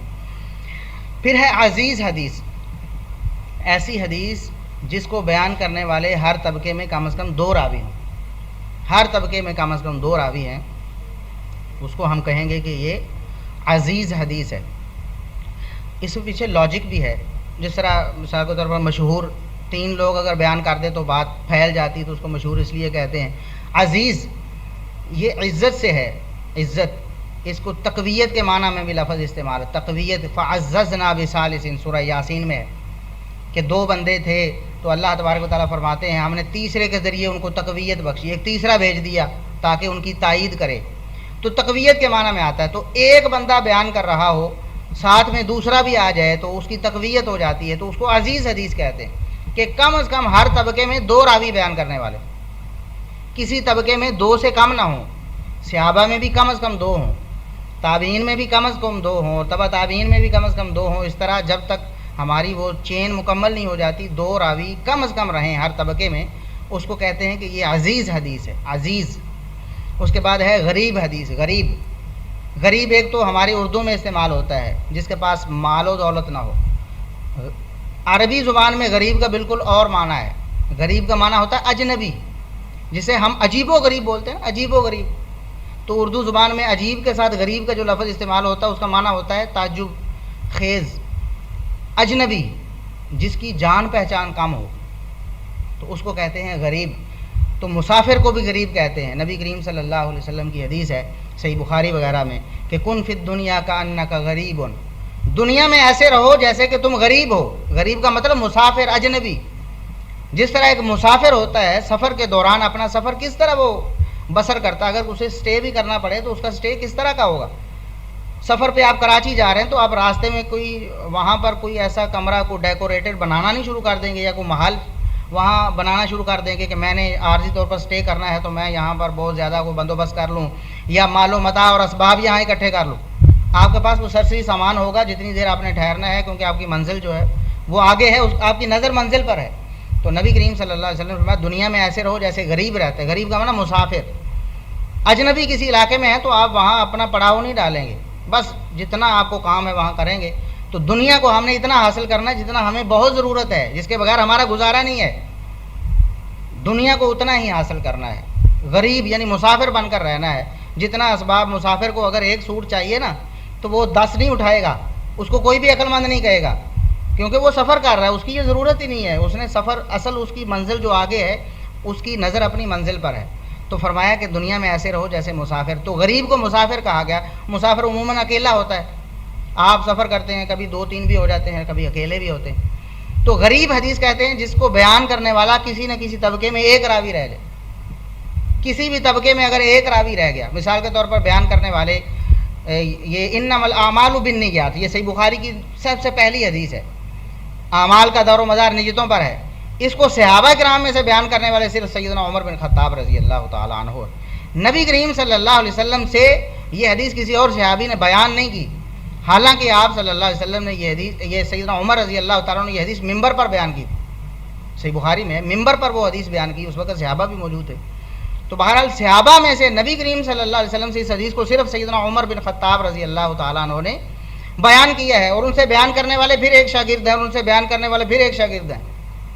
यानी इस्लाम के दारो मदार उस हदीस पर है, आमाल का दारो मदार नियतों पर है ना।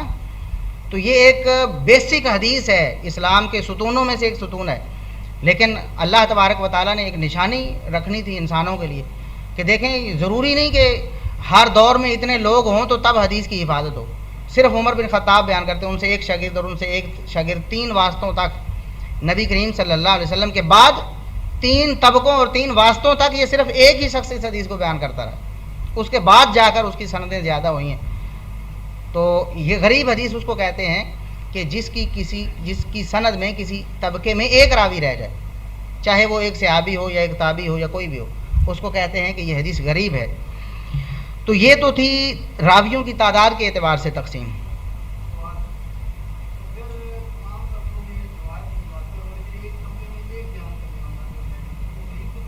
जी गरीब होगी। अब है हदीस की तकसीम कुव्वत व ज़ौफ़ के एतबार से। अब ये जितनी भी हमने कैटेगरीज बनाई हैं, इनका इस बात से कोई ताल्लुक़ नहीं कि ये साबित है कि नहीं है। बात आप समझे कि ये हदीस वाकई नबी करीम सल्लल्लाहु अलैहि वसल्लम की है या नहीं। मतलब मरफू हदीस हम कहते हैं ना, नबी की तरफ मंसूब है, लेकिन उसका सोर्स सही भी हो सकता है और सही नहीं भी हो सकता। हम उसको मरफू हदीस ही कहेंगे। हम कहेंगे कि नबी करीम सल्लल्लाहु अलैहि वसल्लम से किसी ने बयान किया है। अब बयान करने वाला कौन है, उसका सोर्स क्या है, उसका एतबार हमने नहीं किया। अभी तक जितनी भी कैटेगरीज हमने पढ़ी हैं, उनका हदीस के सही या उसके सही ना होने से कोई ताल्लुक़ नहीं था। सब कैटेगरीज में सही भी हो सकती हैं और गैर सही भी हो सकती हैं। सही या गैर सही के एतबार से जो तकसीम है वो अभी आ रही है। सबसे बड़ी जो तकसीम की जाती है वो मकबूल या मरदूद के एतबार से की जाती है। मकबूल उस हदीस को कहते हैं जो नबी करीम सल्लल्लाहु अलैहि वसल्लम से साबित होती, यानी उसका सोर्स, उसकी चेन सही होती है। ठीक है, चाहे वो एक वाली हो, वो 10 वाली हो, वो 100 वाली हो, उसकी चेन सही होती है, इमाम से लेकर, बयान करने वाले से लेकर नबी करीम सल्लल्लाहु अलैहि वसल्लम तक। उसको कहते हैं मकबूल हदीस, यानी जिसको हम कबूल करते हैं। और दूसरी है मरदूद हदीस, जिसको हम रद्द करते हैं। हम कहते हैं कि ये नबी करीम सल्लल्लाहु अलैहि वसल्लम से साबित नहीं है, मंसूब ज़रूर है, किसी ने कहा ज़रूर है कि नबी करीम सल्लल्लाहु अलैहि वसल्लम ने ऐसा फरमाया या किया, लेकिन आप सल्लल्लाहु अलैहि वसल्लम से ये साबित नहीं है। उसको कहते हैं मरदूद। मकबूल और मरदूद। अब मकबूल में फिर आगे किस्में होंगी। एक है सही हदीस। वैसे तो जो भी हदीस मकबूल हो उसको सही भी कह दिया जाता है, ये हमारी उमूमी बात है। उमूमन जो हदीस नबी करीम सल्लल्लाहु अलैहि वसल्लम से साबित हो, चाहे उसकी सनद 1 हो, उसकी 10 हो, या चाहे उसके बयान करने वाले हर तबके में कितने हों, उसको हम सही ही कह देते हैं। लेकिन आगे फिर उसकी तकसीम होती है। सही हदीस उसको कहते हैं, उसकी तारीफ़ की है मुहद्दिसीन, उसमें 5 शर्तें होती, 5 शर्तें होती। एक ये कि उसको बयान करने वाला रावी सिका, काबिल एतमाद हो, काबिल एतमाद रावी उसे बयान करता हो, उसको कहते हैं सही हदीस। उसकी एक शर्त है सिका रावी, जिसे हम कहते हैं काबिल। हमारे पास एक शख्स है, हम देखते हैं कि उसने कभी झूठ नहीं बोला, लिहाजा ये बात बयान करने में भी वो सच बोल रहा है, क्योंकि उससे झूठ के हवाले से कभी गुमान भी नहीं किया जा सकता, वो सच्चा है। दूसरा, उसके जहन में, उसके दिमाग में कोई खलल नहीं है। कुछ लोग भुलक्कड़ होते हैं, बात भूल जाते हैं, देखा कुछ होता है, बयान कुछ और कर रहे होते हैं। तो 2 सिफात अगर किसी में पाई जाएँ तो उसको कहते हैं मोतबर शख्स है, इसकी खबर हम बयान कर सकते हैं बगैर किसी शक व शुबा के। तो सिका रावी उसको कहते हैं कि जिसका किरदार भी अच्छा हो, किरदार अच्छा यानी वो सच्चा हो, फासिक फाजिर ना हो, वो इस्लाम को फॉलो करने वाला हो, मुत्तबे शरीयत हो। और दूसरा यह है कि उसके हाफजे में भी कमज़ोरी ना हो। कभी रावी बयान करने वाला वो अपने हाफजे से, दिमाग से याद रख के बयान करता है, और कभी कुछ लोग लिख कर बयान करते हैं। तो लिखने वालों के लिए भी शर्तें हैं कि उन्होंने जो लिखा है अपने उस्ताद को चेक करवाया है, लिखने में उनसे गलती तो नहीं हो गई थी।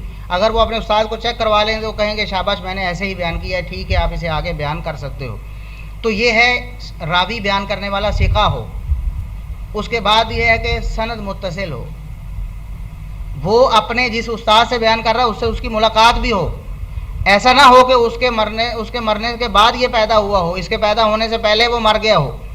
مثال کے طور پر میں کہتا ہوں کہ ڈاکٹر علامہ اقبال رحمۃ اللہ علیہ نے یوں فرمایا ہے، اب میری ڈاکٹر علامہ اقبال سے کوئی ملاقات نہیں ہوئی، انڈرسٹوڈ بات ہے کہ میں پیدا بعد میں ہوں، علامہ اقبال بہت عرصہ پہلے فوت ہو چکے ہیں، لہٰذا میں اگر ان سے بیان کروں گا تو اس کا مطلب ہے کہ میں کسی سے سن کر بیان کر رہا ہوں، میری چین جو ٹوٹی ہوئی ہے درمیان میں، یا تو میں کہوں گا کہ علامہ اقبال نے اپنی کتاب میں لکھا ہے یا ان کی مشہور کتاب جو ان سے نقل ہو کر آئی ہے، پھر تو اگر کوئی ایسا واقعہ ان کی زندگی کا میں بیان کروں تو پھر مجھے سورس بیان کرنا ہوگا کہ مجھے فلاں نے بتایا، اسے فلاں نے بتایا، علامہ اقبال نے ایسے کہا، کم از کم 2 یا 3 واسطے تو علامہ اقبال کی زندگی تک ہونے چاہیے نا ہمارے اور ان کے درمیان، ورنہ ہمارا جو درمیان میں چین ٹوٹی ہوئی ہوگی۔ تو دوسری شرط یہ ہے کہ راوی بیان کرنے والا وہ ثقہ قابل اعتماد ہو، جس سے بیان کر رہا ہے اس سے اس کی ملاقات بھی ثابت ہے، اس سے وہ اس کی شاگردی بھی اس نے کی ہے، ٹھیک ہے۔ اور تیسری شرط یہ ہے کہ مثلی ہی وہ بیان کرے، جس سے بیان کرنا ہے وہ بھی اس کی طرح کا قابل اعتماد ہو، صرف ایک راوی کا قابل اعتماد ہونا کافی نہیں ہے، بلکہ وہ جس سے بیان کر رہا ہے وہ بھی قابل اعتماد ہو۔ تو دیکھیں کہ چین جڑ گئی نا، بیان کرے گا اپنے ڈائریکٹ استاد سے جس سے اس نے خود حدیث سنی ہے یا بات بیان سنی ہے، اس سے بیان کرے گا، اور وہ بھی استاد اس کی طرح کا سچا بھی ہوگا اور حافظے کا مضبوط بھی ہوگا۔ تو اسی طرح اگر وہ چین نبی کریم صلی اللہ علیہ وسلم تک پہنچ جائے تو 3 شرطیں پوری ہو گئی، 3 شرطیں کہ راوی خود ثقہ ہے، وہ جس سے بیان کر رہا ہے وہ بھی ثقہ ہے، اور درمیان میں کہیں چین ٹوٹی ہوئی، سند کہیں منقطع نہیں ہے، درمیان میں کوئی گیپ نہیں آیا ہوا، 3 چیزیں ہو گئیں۔ اور چوتھی چیز ہے کہ وہ شاذ نہ ہو، شاذ کی بات آگے آئے گی مختصر سی، اور وہ معلول نہ ہو، اس میں کوئی مخفی علت نہ ہو، وہ بھی محدثین بتا دیتے ہیں، ٹیکنیکلی معلوم ہو جاتا ہے وہ بھی، لیکن وہ ظاہراً عام بندے کو نہیں محسوس ہوتا، عام بندے کو نہیں مثال کے طور پر میں ابھی آپ کو ایک مثال دیتا ہوں، نیچے یہ میرے ضیاء بھائی ہیں، میری ان سے ملاقات ہے، میں روزانہ ان سے ملتا ہوں، لیکن آج مجھے یہ بھائی بتاتے ہیں کہ ضیاء بھائی نے صبح یہ بات کہی ہے۔ اب وہ بات میں نے ڈائریکٹلی ضیاء بھائی سے سنی تو نہیں سنی نا، میں نے تو ان سے سنی، میرا سورس یہ ہے نا، لیکن میں بیان کرتے ہوئے ویسے ہی بیان کرتے، ضرورت محسوس نہیں کرتا کہ میں ان کا حوالہ دوں، میں کہہ دیتا ہوں ضیاء بھائی نے ایسے کہا ہے۔ اب دیکھیں کہ یہاں مسئلہ درمیان میں موجود ہے نا، میں نے کہا کہ ضیاء بھائی نے ایسے کہا، حالانکہ میری ضیاء بھائی سے ملاقات بھی ہے، میں بہت ساری باتیں ان سے روزانہ سنتا بھی ہوں، لیکن یہ ایک خاص بات تو میں نے ایک واسطے سے ان سے سنی تھی نا۔ تو یہ اس کو کہتے ہیں کہ مخفی معاملہ ہے جو عام بندے کے سامنے نہیں آتا۔ آپ میرے سے سنیں گے تو ضیاء بھائی سامنے بیٹھے آپ کہیں گے میں نے تو ڈائریکٹ بیان کی ہے، لیکن حقیقت میں وہ ڈائریکٹ نہیں، وہ انڈائریکٹ ہوگی۔ تو بسا اوقات کوئی مخفی معاملہ ایسا ہوتا ہے جو ہمیں بڑی تحقیق اور جستجو کے بعد معلوم ہوتا ہے، تو اس کو یہ 5 شرطیں ہو گئیں۔ ایک یہ ہے کہ بیان کرنے والا ثقہ ہو، دوسرا یہ ہے کہ اس کا استاد بھی ثقہ ہو اوپر پوری سند میں، تیسرا یہ ہے کہ سند متصل ہو، درمیان سے ٹوٹی ہوئی نہ ہو، چوتھا یہ ہے کہ شاذ نہ ہو، پانچواں یہ ہے کہ کوئی اس میں مخفی علت نہ ہو جو ظاہراً نظر نہیں آ رہی، اس کو کہتے ہیں صحیح حدیث۔ جی میں آگے آ رہی ہے اس لیے میں اس کو چھوڑ گیا ہوں، شاذ حدیث بتاتا ہوں آگے۔ اب اختصاراً یہ سمجھ لیں کہ وہم ہو گیا کسی، ایک بندہ قابل اعتماد بھی ہے، اس کا حافظہ کمال درجے کا ہے، لیکن کسی معاملے میں زندگی میں اس کو بھی وہم ہو جاتا ہے نا، وہ کہتا ہے او ہو یار مجھے بات تو ایسے تھی، مجھے لگا کہ شاید ایسے ہے، وہم ہو جانا اس کو آپ سمجھ لیں کہ اس کو شاذ کہتے ہیں۔ کسی راوی کو وہم ہو گیا ہو اور دلیل سے ثابت ہو گیا ہو، ٹھیک ہے، اس کو شاذ کہتے ہیں۔ تو اب مقبول حدیث کی دوسری قسم ہے حسن حدیث۔ مقبول حدیث کی ایک قسم تھی صحیح حدیث، اور دوسری قسم کون سی ہے؟ حسن حدیث۔ حسن حدیث اس کو کہتے ہیں کہ بالکل ساری شرائط وہ صحیح حدیث والی ہیں، ساری شرائط صحیح حدیث والی ہیں، صرف یہ ہوتا ہے کہ حافظہ اتنا کمال درجے کا نہیں ہوتا جتنا صحیح حدیث والے راوی کا ہوتا ہے۔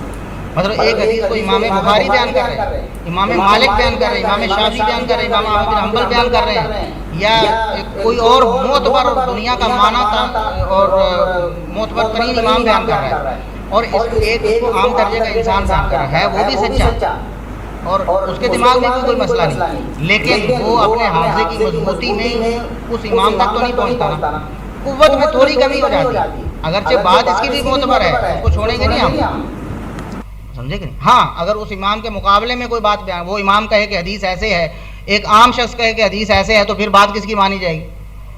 امام کی۔ تو دوسرے شخص کو کہا جائے گا کہ اس کو وہم ہو گیا ہے، اسی کو شاذ حدیث کہتے ہیں، ویسے آگے آ رہی۔ تو حسن حدیث کسے کہتے ہیں کہ بیان کرنے والا اس کا حافظہ درست ہے لیکن بہت کمال درجے کا نہیں، اس کو کہتے ہیں حسن حدیث۔ باقی ساری شرطیں وہ ہیں کہ راوی ثقہ ہے، اس کا حافظہ اچھا ہے، بہت اچھا نہیں، اچھا ہے، اور اس کا استاد بھی ویسا ہی ہے اور سند متصل ہے، اور پھر وہ معلول یا شاذ نہیں ہے، اس کو کہتے ہیں حسن حدیث۔ آگے ہے اس کی تقسیم ہوتی ہے لذاتی ہی یا لغیری ہی کے اعتبار سے۔ کوئی حدیث صحیح ہے خود بخود، کوئی حدیث صحیح ہوئی ہے دوسری کی وجہ سے، کوئی حدیث حسن ہے خود بخود، کوئی حسن ہوئی ہے دوسری کی وجہ سے۔ مثال کے طور پر ایک حدیث ہے، اس کی سند میں کوئی پرابلم ہے، آپ نے دیکھا کہ اس کی سند یہاں سے ٹوٹی ہوئی ہے، لیکن دوسری حدیث پوری صحیح سند کے ساتھ اس کے مقابلے میں آپ کے پاس موجود ہے۔ مثال کے طور پر آپ کہتے ہیں کہ یہ من کذب علی متعمدن، جو جھوٹ بولے نبی کریم صلی اللہ علیہ وسلم پر اس کا ٹھکانہ جہنم ہے، یہ جب فلاں صحابی سے مثال کے طور پر سیدنا ابو سعید خدری سے بیان ہوتی تو اس کی سند میں کہیں کٹ لگا ہوا ہے، وہ کوئی واسطہ گرا ہوا ہے، لیکن چونکہ سیدنا علی رضی اللہ تعالیٰ عنہ سے یہی صحیح سند کے ساتھ ثابت ہے، اور پھر سیدنا ابو ہریرہ سے ثابت ہے، اور فلاں فلاں صحابی سے ثابت ہے، لہٰذا سیدنا ابو سعید خدری والی جس کی سند میں کچھ نقص تھا وہ بھی ان صحیح حدیث کی وجہ سے کیا ہوگی ہے، صحیح ہوگی، ہمیں جو شبہ آیا تھا وہ ختم ہو گیا۔ اس کو کہتے ہیں صحیح لغیرہ، کہ وہ خود بخود تو اپنی سند کے اعتبار سے صحیح نہیں تھی لیکن دوسری حدیثیں اس کے ساتھ موجود تھیں جن کی وجہ سے وہ بھی صحیح ہوگی۔ اسی طرح حسن لذاتی ہی ہوتی ہے، خود بخود حسن ہو، اس کی سند خود بخود ساری صحیح ہو، اور حسن لغیری ہی وہ ہوتی ہے کہ جو خود تو اس کی سند میں کوئی مسئلہ ہو تھوڑا بہت، یہ شرط ضرور ہے کہ اس کی سند میں مسئلہ تھوڑا ہو، زیادہ نہ ہو، بس وہ قراوی جھوٹا ہے تو وہ تو کسی کھاتے میں نہیں ہے، چاہے 1000 آیتیں بھی اس کے مطابق آ جائیں، اس کو آپ صحیح حدیث نہیں کہہ سکتے، نہ اس کو حسن کہہ سکتے ہیں۔ جس کو بیان کرنے والا کوئی جھوٹا راوی ہو وہ جھوٹ ہی ہے، بات سمجھے نا، جس میں کوئی تھوڑی بہت خامی ہے، مثلا کسی راوی کے حافظے میں کوئی خرابی تھی تو آپ نے کہا، یا کسی راوی کا حافظہ خراب ہو گیا تھا آخر عمر میں اور اس نے آخر عمر میں یہ حدیث بیان کی، اور آپ کو شبہ ہو گیا کہ شاید اس کے حافظے کی خرابی کا دخل اس روایت میں بھی ہو گیا ہو، تو اتنا تھوڑا سا جو ضعف ہوتا ہے کسی حدیث میں، وہ دوسری جو صحیح حدیثیں ہیں خود بخود جو حسن ہو رہی ہیں ان کے ساتھ مل کر وہ کیا ہو جائے گی، حسن ہو جائے گی، اس کو آپ کہیں کہ حسن لغیری ہی، خود بخود حسن نہیں ہے، دوسرے کے ساتھ مل کر وہ حسن ہو گئی۔ یہ تو ہے قوت اور ضعف کے اعتبار سے مقبول کی قسمیں، مقبول کی قسمیں۔ اب دیکھیں صحیح قوت کے اعتبار سے زیادہ اونچے درجے پہ ہے، حسن اس سے کم درجے پہ ہے، اور صحیح لذاتی ہی اونچے درجے پہ، صحیح لغیری اس کے مقابلے میں کم درجے پہ، حسن لذاتی ہی اونچے درجے پہ ہے صحیح کے بعد، اور حسن لغیری اس کے بعد، سمجھے نا، یہ قوت کے اعتبار سے مراتب بنائے گئے ہیں مقبول حدیث کے، جو نبی کریم صلی اللہ علیہ وسلم سے ہم ثابت مانتے ہیں، اور جو حدیث ثابت نہیں ہوتی مردود حدیث۔ مردود حدیث، مردود حدیث دو طرح سے ہو سکتی ہے، یا تو بیان کرنے والے کسی راوی میں مسئلہ ہے، بس وہ راوی جھوٹا ہے، اس کے راوی کا حافظہ کمزور ہے، یا ایسا راوی میں اگر مسئلہ ہے تو اس کو ہم تقسیم اور کریں گے، جو ابھی ہم پہلے یہ 5 قسمیں بنائی ہوئی۔ اور اگر سند میں مسئلہ ہے کہیں، راوی تو سارے ثقہ ہیں لیکن میں نے جیسے بیان کیا کہ درمیان میں سند ٹوٹی ہوئی ہے، ایک واسطہ ہی نہیں ہے، مثال کے طور پر تبع تابعی، ڈائریکٹ تابعی سے بیان کا صحابی سے بیان کر رہا ہو۔ اب تبع تابعی تو وہ ہے جس کا صحابی سے تو ملاقات کرنا ممکن ہی نہیں تھا، اس نے تابعی سے ملاقات کی، تب صحابی سے اس نے سنا، تو اگر تابعی کا واسطہ درمیان سے نکل جائے، تبع تابعی ڈائریکٹ صحابی سے بیان کرے، تو ہم کیا کہیں گے، سند کیا ہے، ٹوٹی ہوئی ہے، منقطع ہے سند، درمیان سے سند ٹوٹی ہوئی ہے، چین ہماری ٹوٹ چکی ہے۔ تو اگر سند میں کوئی مسئلہ ہو تو اس کی آگے 5 قسمیں جو میں نے یہ لکھی ہوئی ہیں وہ بنتی ہیں، بات سمجھے۔ حدیث کا ضعیف ہونا یا غیر مقبول ہونا یا مردود ہونا 2 وجہ سے ہوگا، ایک تو بیان کرنے والے راوی میں کوئی خامی ہوگی، یا بیان کرنے والے راوی میں خامی نہیں بلکہ سند میں کوئی خامی ہے، ٹھیک ہے، یعنی وہ سند میں وہ جو واسطہ سرے سے ہے ہی نہیں کہ ہم اس کو صحیح یا ضعیف کہیں یا ثقہ یا معتبر کہیں، وہ واسطہ ہی نہیں ہمارے پاس، ہم اس کو کیا کہیں۔ سند میں اگر مسئلہ ہو تو اس کے لیے اور قسمیں ہیں۔ پہلی جو قسمیں ہیں راوی کے اعتبار سے، پہلی ہے موضوع حدیث۔ موضوع نام تو اس کا بہت اچھا ہے، موضوع۔ موضوع ویسے تو ہم کہتے ہیں کسی موضوع پر گفتگو، مثلا ہم حدیث کے موضوع پر گفتگو کر رہے ہیں، لیکن موضوع واضح یازع سے ہے، عربی زبان میں واضح یازع کا معنی ہوتا ہے گھڑ لینا، بنا لینا، خود اپنی طرف سے بنا لینا۔ موضوع حدیث ایسی حدیث جس کو کسی نے خود اپنی طرف سے گھڑ لیا ہو اور کہہ دیا ہو نبی صلی اللہ علیہ وسلم نے ایسے فرمایا، اور سمجھے نا. اب صحابہ تو سارے کے سارے عادل ہیں نا, وہ تو ایسا کام سوچ بھی نہیں سکتے. صحابہ کے بعد ہی کوئی ایسا راوی ہوگا. وہ تابعین میں بھی ہو سکتا ہے, تبع تابعین میں بھی ہو سکتا ہے, اور ان سے پیچھے جو راوی ان میں بھی ہو سکتا ہے. کسی کا بھی دماغ خراب ہو سکتا ہے, وہ اپنی طرف سے ایک حدیث گھڑ کر کہہ سکتا ہے کہ مجھے فلاں فلاں نے بتائی, نبی کریم صلی اللہ علیہ وسلم نے یوں فرمایا. سورس وہ بھی بیان کر رہا ہوگا, لیکن خود جو سورس کی بنیاد ہے وہی صحیح نہیں. اب ایک جھوٹا شخص کہے کہ مجھے مثال کے طور پر ایک بہت بزرگ آدمی نے بتایا ہے, تو بزرگ آدمی کی بزرگی تو بعد میں ہے, پہلے تو اس کا جھوٹ ہم دیکھیں گے کہ یہی سچا نہیں ہے. یہ سچا ہو تو ہم یقین کریں گے نا بزرگ نے فرمایا ہوگا. تو موضوع اس حدیث کو کہتے ہیں جس کو بیان کرنے والا کوئی راوی جھوٹا ہو. بس جھوٹا وہ راوی ہوتا ہے جو نبی کریم صلی اللہ علیہ وسلم کی حدیث میں جھوٹ بولتا ہے, کہتا ہے کہ یہ حدیث نبی کریم صلی اللہ علیہ وسلم نے فرمائی ہے, جب مجھے اس واسطے سے پہنچی, حالانکہ وہ کوئی نہیں ہو, اپنی طرف سے گھڑی ہوتی ہے اس نے. اس کو کہتے ہیں موضوع حدیث, جس کو بیان کرنے والا کوئی جھوٹا راوی ہو. دوسری ہے متروک حدیث. متروک حدیث ایسی حدیث جس کو بیان کرنے والا راوی وہ سخت قسم کا ضعیف ہو, مطلب اس کے کردار میں فسق و فجور ہو. اس کا حدیث میں جھوٹ بولنا تو ثابت نہیں ہے, لیکن وہ فاسق و فاجر ہے, قابل اعتماد ہی نہیں ہے. اس کو ویسے ہی لوگ اچھا نہیں سمجھتے. اس کی حرکتیں اس طرح کی مطلب اسلام کے خلاف ہیں, شریعت کے خلاف ہیں.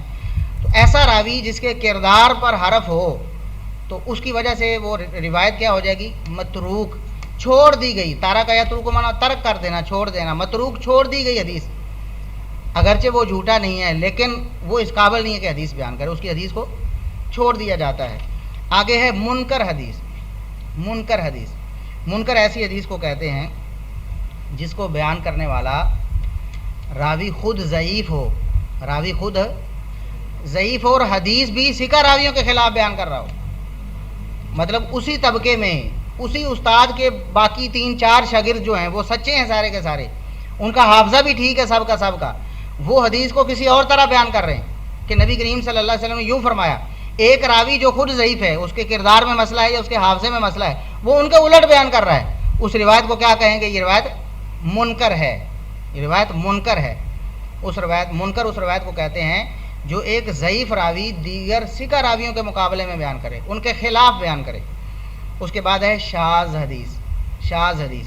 اب منکر اور شاذ میں ایک ہی فرق ہے, ایک لفظ کا فرق ہے. منکر اس روایت کو کہتے ہیں جس کو ضعیف راوی ثقہ راویوں کے خلاف بیان کرے, اور شاذ اس روایت کو کہتے ہیں جس کو ثقہ راویوں کے خلاف بیان کرے. ثقہ راوی ایک ہے, اس کے مقابلے میں کئی ثقہ راوی ہیں. مثال کے طور پر ایک استاد ہے, اس کے 10 شاگرد ہیں, کلاس میں بیٹھے ہیں سارے کے سارے ہی. استاد نے ایک بات کی ہے, اس کو 9 جو شاگرد ہیں وہ کسی اور طرح بیان کر رہے ہیں کہ استاد صاحب نے یوں فرمایا ہے. 10واں اس کو کسی اور طرح بیان کر رہا ہے وہ بھی سیکھا, اچھا ہے, سچا ہے, لیکن ظاہر ہے سننے میں کبھی کوتاہی ہو سکتی ہے نا, کسی کو بات بھول بھی سکتی ہے. وہ 5 سال بعد جو اگر بیان کر رہا ہے تو ظاہر ہے اس کو الٹ پلٹ خلط ملط ہوگی بات.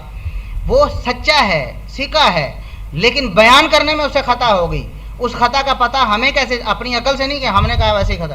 ہمیں پتہ چلا کہ اس کے باقی جو کلاس میٹس ہیں, جو اس کے باقی شاگرد ہیں اسی استاد کے, وہ تو اس کو دوسری طرح بیان کر رہے ہیں, لہٰذا اس کو غلطی لگی ہے.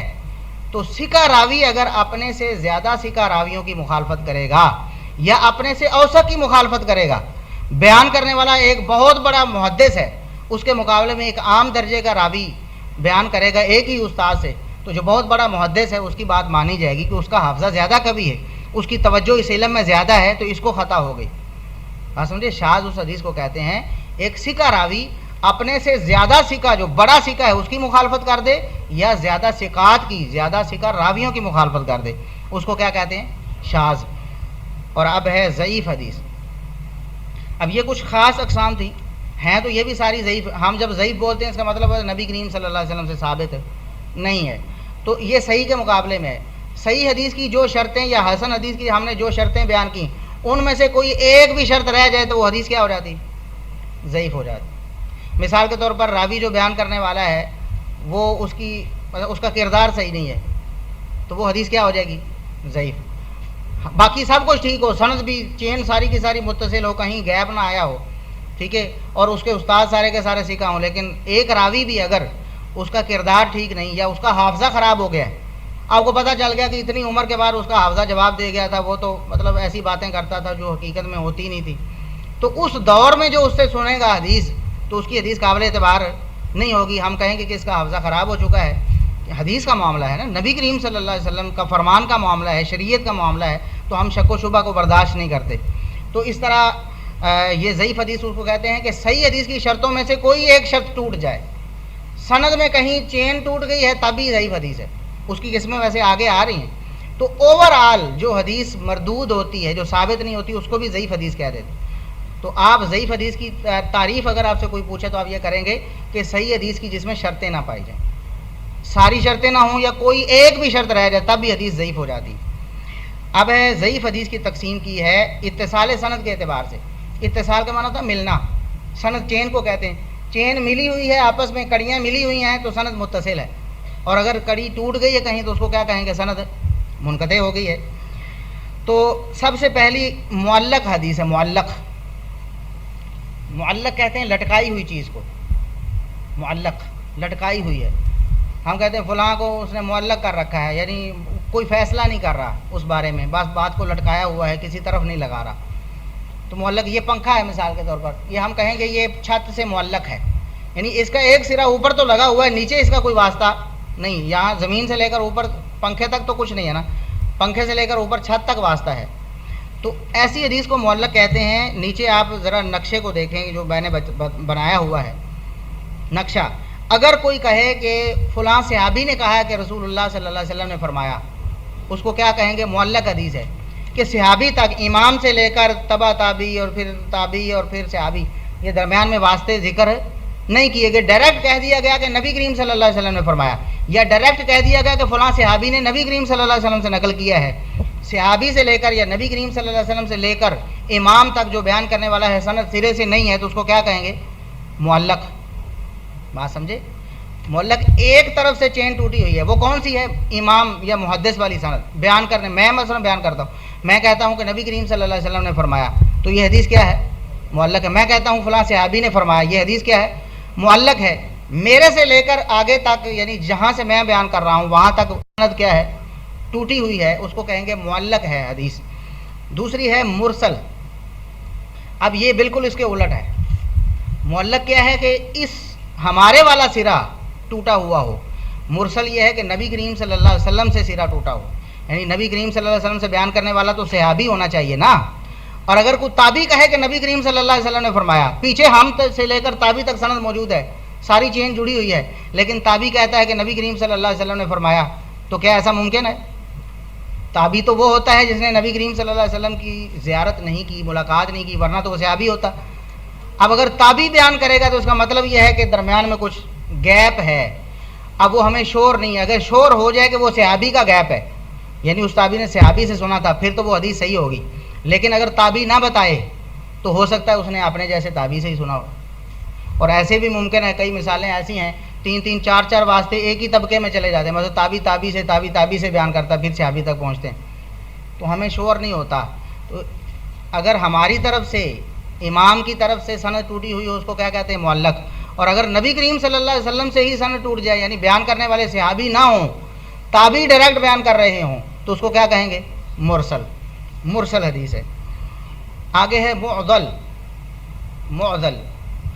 آگے ہے منقطع. منقطع کو پہلے سمجھ لیں, معضل بھی منقطع ہی کی ایک قسم ہوتی. منقطع کہتے ہیں کہ نہ تو شروع سے سند ٹوٹی ہوئی ہے نہ آخر سے ٹوٹی, بلکہ درمیان سے کہیں ٹوٹی ہوئی. شروع سے اگر بہت سارے واسطے نہیں ہوں گے تو اس کو معلق کہیں گے. آخر سے صحابی کا واسطہ اگر نہیں ہوگا, صحابی ویسے میں کہہ رہا ہوں, ورنہ تو پتہ ہی نہیں ہوتا کہ صحابی ہے یا کون ہے, یعنی نبی کریم صلی اللہ علیہ وسلم سے ڈائریکٹ تابعی بیان کر رہا ہوگا تو اسے کہیں گے مرسل.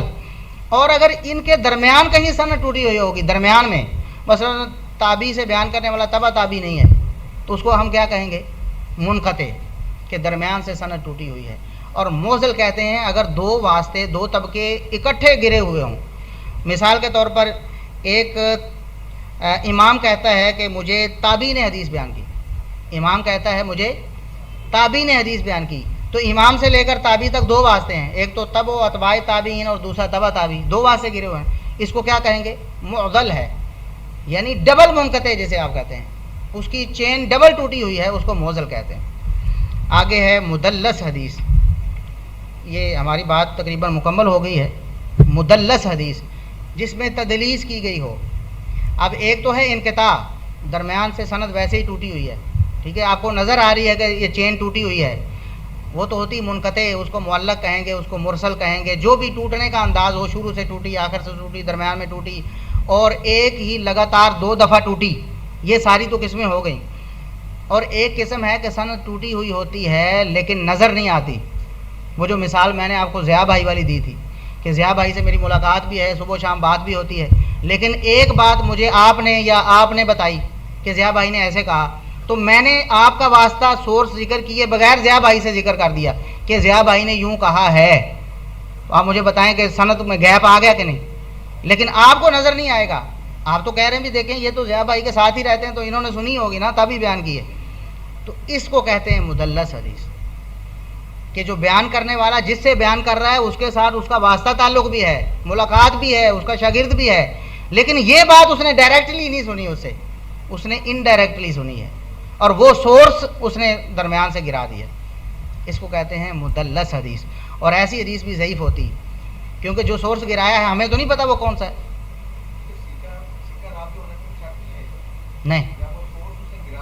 نہیں میں آپ کو بتاتا ہوں نا، میں کہتا ہوں کہ رسول اللہ صلی اللہ علیہ وسلم نے یوں فرمایا تو میرے سیکھا ہونے میں کوئی فرق آئے گا؟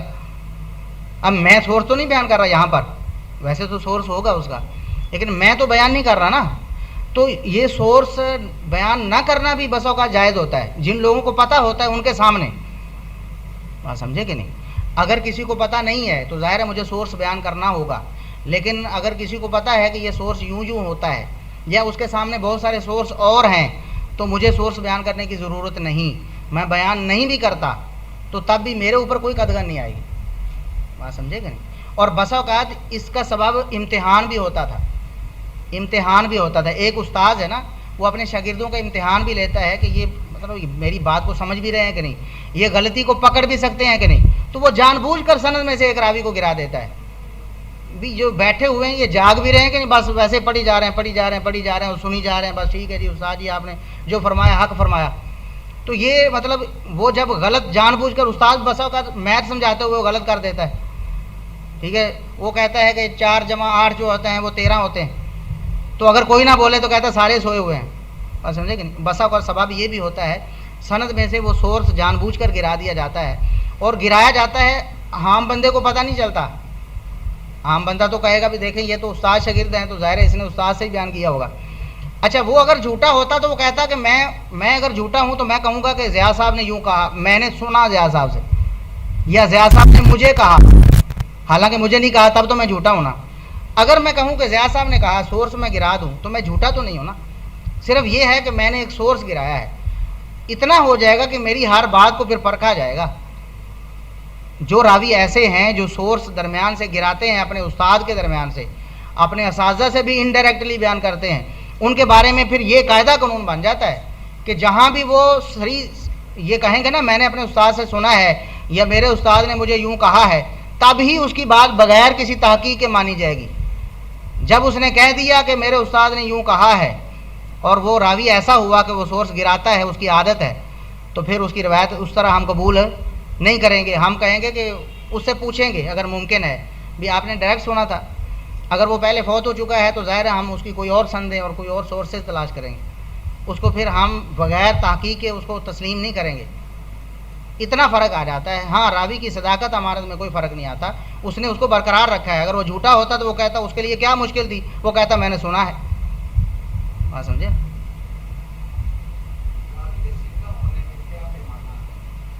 پیمانہ میں نے بتایا ہے کہ ایک تو اس کا کردار اچھا ہو، مطلب وہ جھوٹا نہ ہو، شریعت کا متبع، میں بتاتا ہوں شریعت کا متبع ہو، قرآن و سنت کو فالو کرتا ہو، فسق و فجور میں مبتلا نہ ہو، ٹھیک ہے، اس کا حافظہ قوی ہو، اس کے حافظے میں کوئی خرابی نہ ہو۔ اب آپ کہتے ہیں کہ یہ ہمیں معلوم کیسے ہوگا؟ اس کے لیے باقاعدہ یہ تو انگریزوں نے کہا، مستشرقین نے جنہوں نے ساری زندگی اسلام کو سیکھا اور کیڑے نکالنے کے لیے، انہوں نے بھی تسلیم کیا کہ یہ ایسا مضبوط فن ہے مسلمانوں کے پاس کہ اس کی کوئی مثال ہی نہیں ہے۔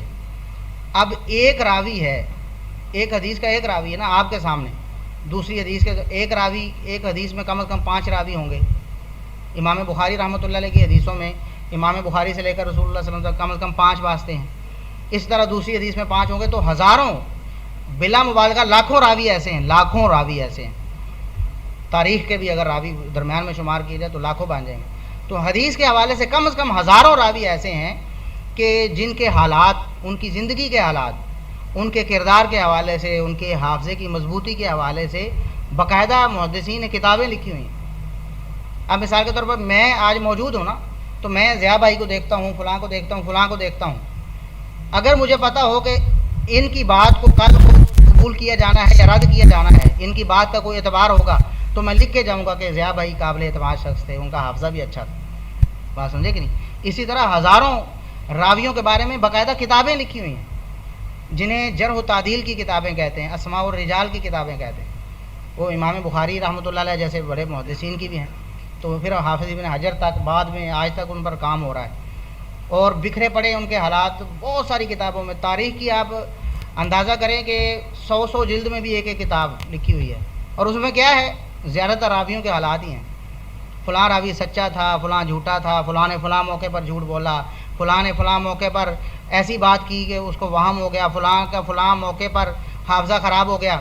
اگر کسی کا حافظہ خراب ہے تو اس کے بارے میں مینشن کر کے آپ کو کتابوں میں ملے گا کہ مرنے سے کتنا عرصہ پہلے اس کا حافظہ خراب ہوا، 3 سال پہلے، کسی کا 8 سال پہلے، کسی کا 3 دن پہلے.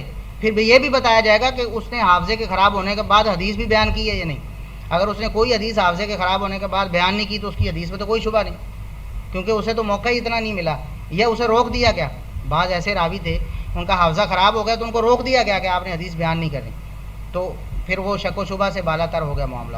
تو یہ پورے مطلب ایک یہ ٹیکنیکل سسٹم ہے، ایسا نہیں کہ یہ کوئی تکا سسٹم ہوگا جس کو دل چاہے جو مرضی کہیں. یہ پورا جس طرح لوگرتھم کا حساب ہوتا ہے یا الجبرے کا حساب ہوتا ہے، پورا ٹیکنیکل بنیادیں اس کی موجود ہیں، کتابیں ہیں، اور ان کے اوپر ان کے اندر ایک ایک راوی کے حالات ہیں، اور ایک ایک بات پر بحث ہے. حتیٰ کہ محدثین نے ایک راوی سکہ ہے نا، سکہ ہے بالکل، تو اس نے بھی زندگی میں جو 1-2 غلطیاں کی اس کو بھی الگ کر کے رکھا ہوا ہے تاکہ بعد میں آنے والوں کو پتہ چل جائے، وہ دھوکہ نہ کھا جائیں. یہ تو سکہ معتبر راوی ہے، تو کہیں نہ کہیں اس کو کہیں غلطی ہوئی نا.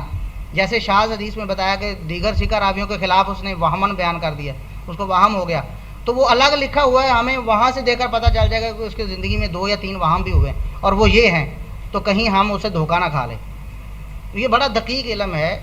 ایک ایک چیز جو ہے نا اس کی الگ الگ اس کی ڈیفینیشن ہے، اس کی مکمل ڈیٹیلز موجود ہیں کتابوں میں. ہاں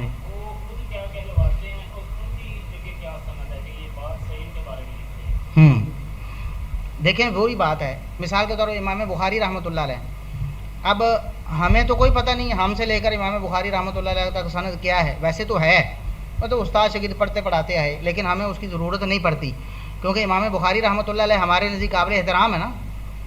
اگر ایک بات مثلا امام بخاری رحمۃ اللہ علیہ اپنی کتاب میں لکھیں گے تو ذمہ دار شخص ہے نا، وہ جھوٹ تو نہیں بولیں گے. بات آپ میری سمجھ رہے ہیں نا، فالو کر رہے ہیں. امام بخاری رحمۃ اللہ علیہ پر ہمیں اعتماد ہے نا کہ وہ سچے بندے تھے، اور آج تک مطلب لوگ ان کی تعریف کرتے ہیں، ان کی کتابیں ہمارے پاس موجود ہیں. تو وہ ڈنڈی نہیں ماریں گے اپنے ذہن کے مطابق کسی راوی کو، یا اپنے مطلب کی بات آئے گی تو اس کو چھوڑیں گے نہیں. ایسے لوگ ہوتے ہیں، ایسے لوگ محدثین کہلاتے ہیں. محدثین جنہیں کہتے ہیں، ائمہ حدیث جنہوں نے کتابیں لکھی ہیں، اسی لیے تو سارے مسلمان ان کی کتابوں کو قبول کرتے ہیں.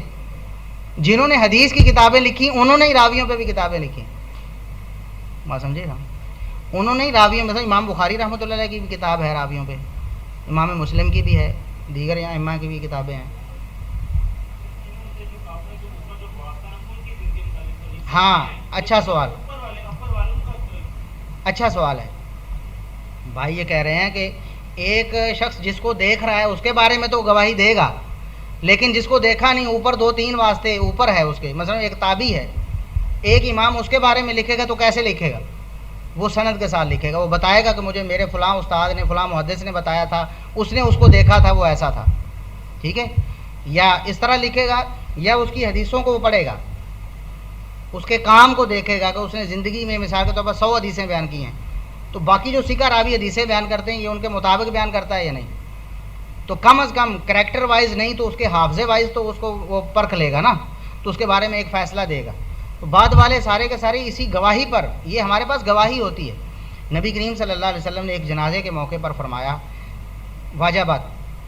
صحابہ کرام اس کی تعریفیں کر رہے تھے, بڑا بندہ اچھا تھا, بڑا اچھا تھا, سارے ہی کہہ رہے تھے. تو آپ نے فرمایا واجبات, اس کے لیے جنت واجب ہو گئی. پھر ایک جنازے پہ آپ صلی اللہ علیہ وسلم نے فرمایا کہ واجبات, اس کے لیے جہنم واجب ہو گئی. اس کے بارے میں سارے ہی بری باتیں کر رہے تھے, کہہ رہے چلو مگروں لتا, جان چھوٹ گئی, بڑی مصیبت سی ہے, بڑا گندا بندہ سی. تو آپ نے فرمایا کہ اس کے لیے جہنم واجب ہوگی. پھر آپ صلی اللہ علیہ وسلم نے فرمایا, ایک قاعدہ اور اصول بیان کیا صحابہ کرام کو, فرمایا انتم شہداء اللہ فی الارض, تم زمین میں اللہ کے گواہ ہو, تمہاری گواہی پہ اللہ اعتماد کرتا ہے. جیسے کہتے ہیں کہ نقارہ خلق جو ہے, نقارہ کیا کہتے ہیں, زبان خلق نقارہ خدا, یعنی مخلوق کی جو زبان ہے. چلو ایک آدھ بندہ تو متعصب ہو سکتا ہے جس سے اسے دشمنی ہو سکتی, ساری دنیا مل کر تو نہیں ہو سکتی نا. تو اکثر لوگ اس کی تعریف کر رہے ہیں, تو اس کا مطلب یہ گواہی ہوتی ہے نا, یہ اللہ بھی اس گواہی کو ایکسیپٹ, اللہ کو تو پہلے ہی پتہ ہوتا ہے نا. ویسے اللہ تبارک و تعالیٰ فرماتا ہے بندے بھی سارے ایسی ہی گواہی دے رہے ہیں. تو اب محدثین ایک بندے کو دیکھیں گے, اس کو جانچیں گے, پرکھیں گے, اس کے بارے میں ایک فیصلہ لکھیں گے. تو یہ ہمارے پاس ایک گواہی ہوگی کہ فلاں محدث نے اس کے بارے میں یہ گواہی دی, ٹھیک ہے, دوسرے نے کیا دی, تیسرے نے کیا دی, چوتھے نے کیا دی. تو وہ ساری گواہیاں اکٹھا کر کے ہم اس کے مطابق فیصلہ کریں گے یہ راوی ثقہ تھا یا ضعیف تھا. ثقہ تھا تو اس کی روایت کو ہم قبول کر لیں گے, ضعیف ہوگا تو اس کی روایت کو قبول نہیں کریں گے. تو یہ ایک اوور آل جائزہ ہے, ایک مختصر, یعنی ایڈوانس لیول پہ آپ جائیں گے تو اس پہ آگے اور قسمیں نکلیں گی, ضعیف حدیث کی بھی آگے اور قسمیں نکلیں گی, مطلب آگے باریکیوں میں کام چلا جائے گا. تو یہ ایک مختصر اور بیسک ایک چیز جو ہے ہم نے پڑھ لی ہے. اور اکثر جو آپ کے سامنے چیزیں آنی وہ یہی آنی. جو آپ عام آدمی ایک پڑھ رہا ہے, حدیث کی کتاب پڑھ رہا ہے, کہ کوئی اردو میں پڑھ رہا ہے تو لکھا جائے گا یہ حدیث صحیح ہے, یہ ضعیف ہے, یہ حسن ہے, یہ مشہور ہے, یہ متواتر ہے, یہ غریب ہے. یہی ساری چیزیں جو اکثر عام طور پر استعمال ہوتی ہیں وہ آپ کو بتا دی گئی ہیں. تو اللہ تبارک و تعالی ہمیں اپنی پوری زندگی نبی کریم صلی اللہ علیہ وسلم کے فرامین, آپ کی احادیث کے مطابق بسر کرنے کی توفیق عطا فرمائے.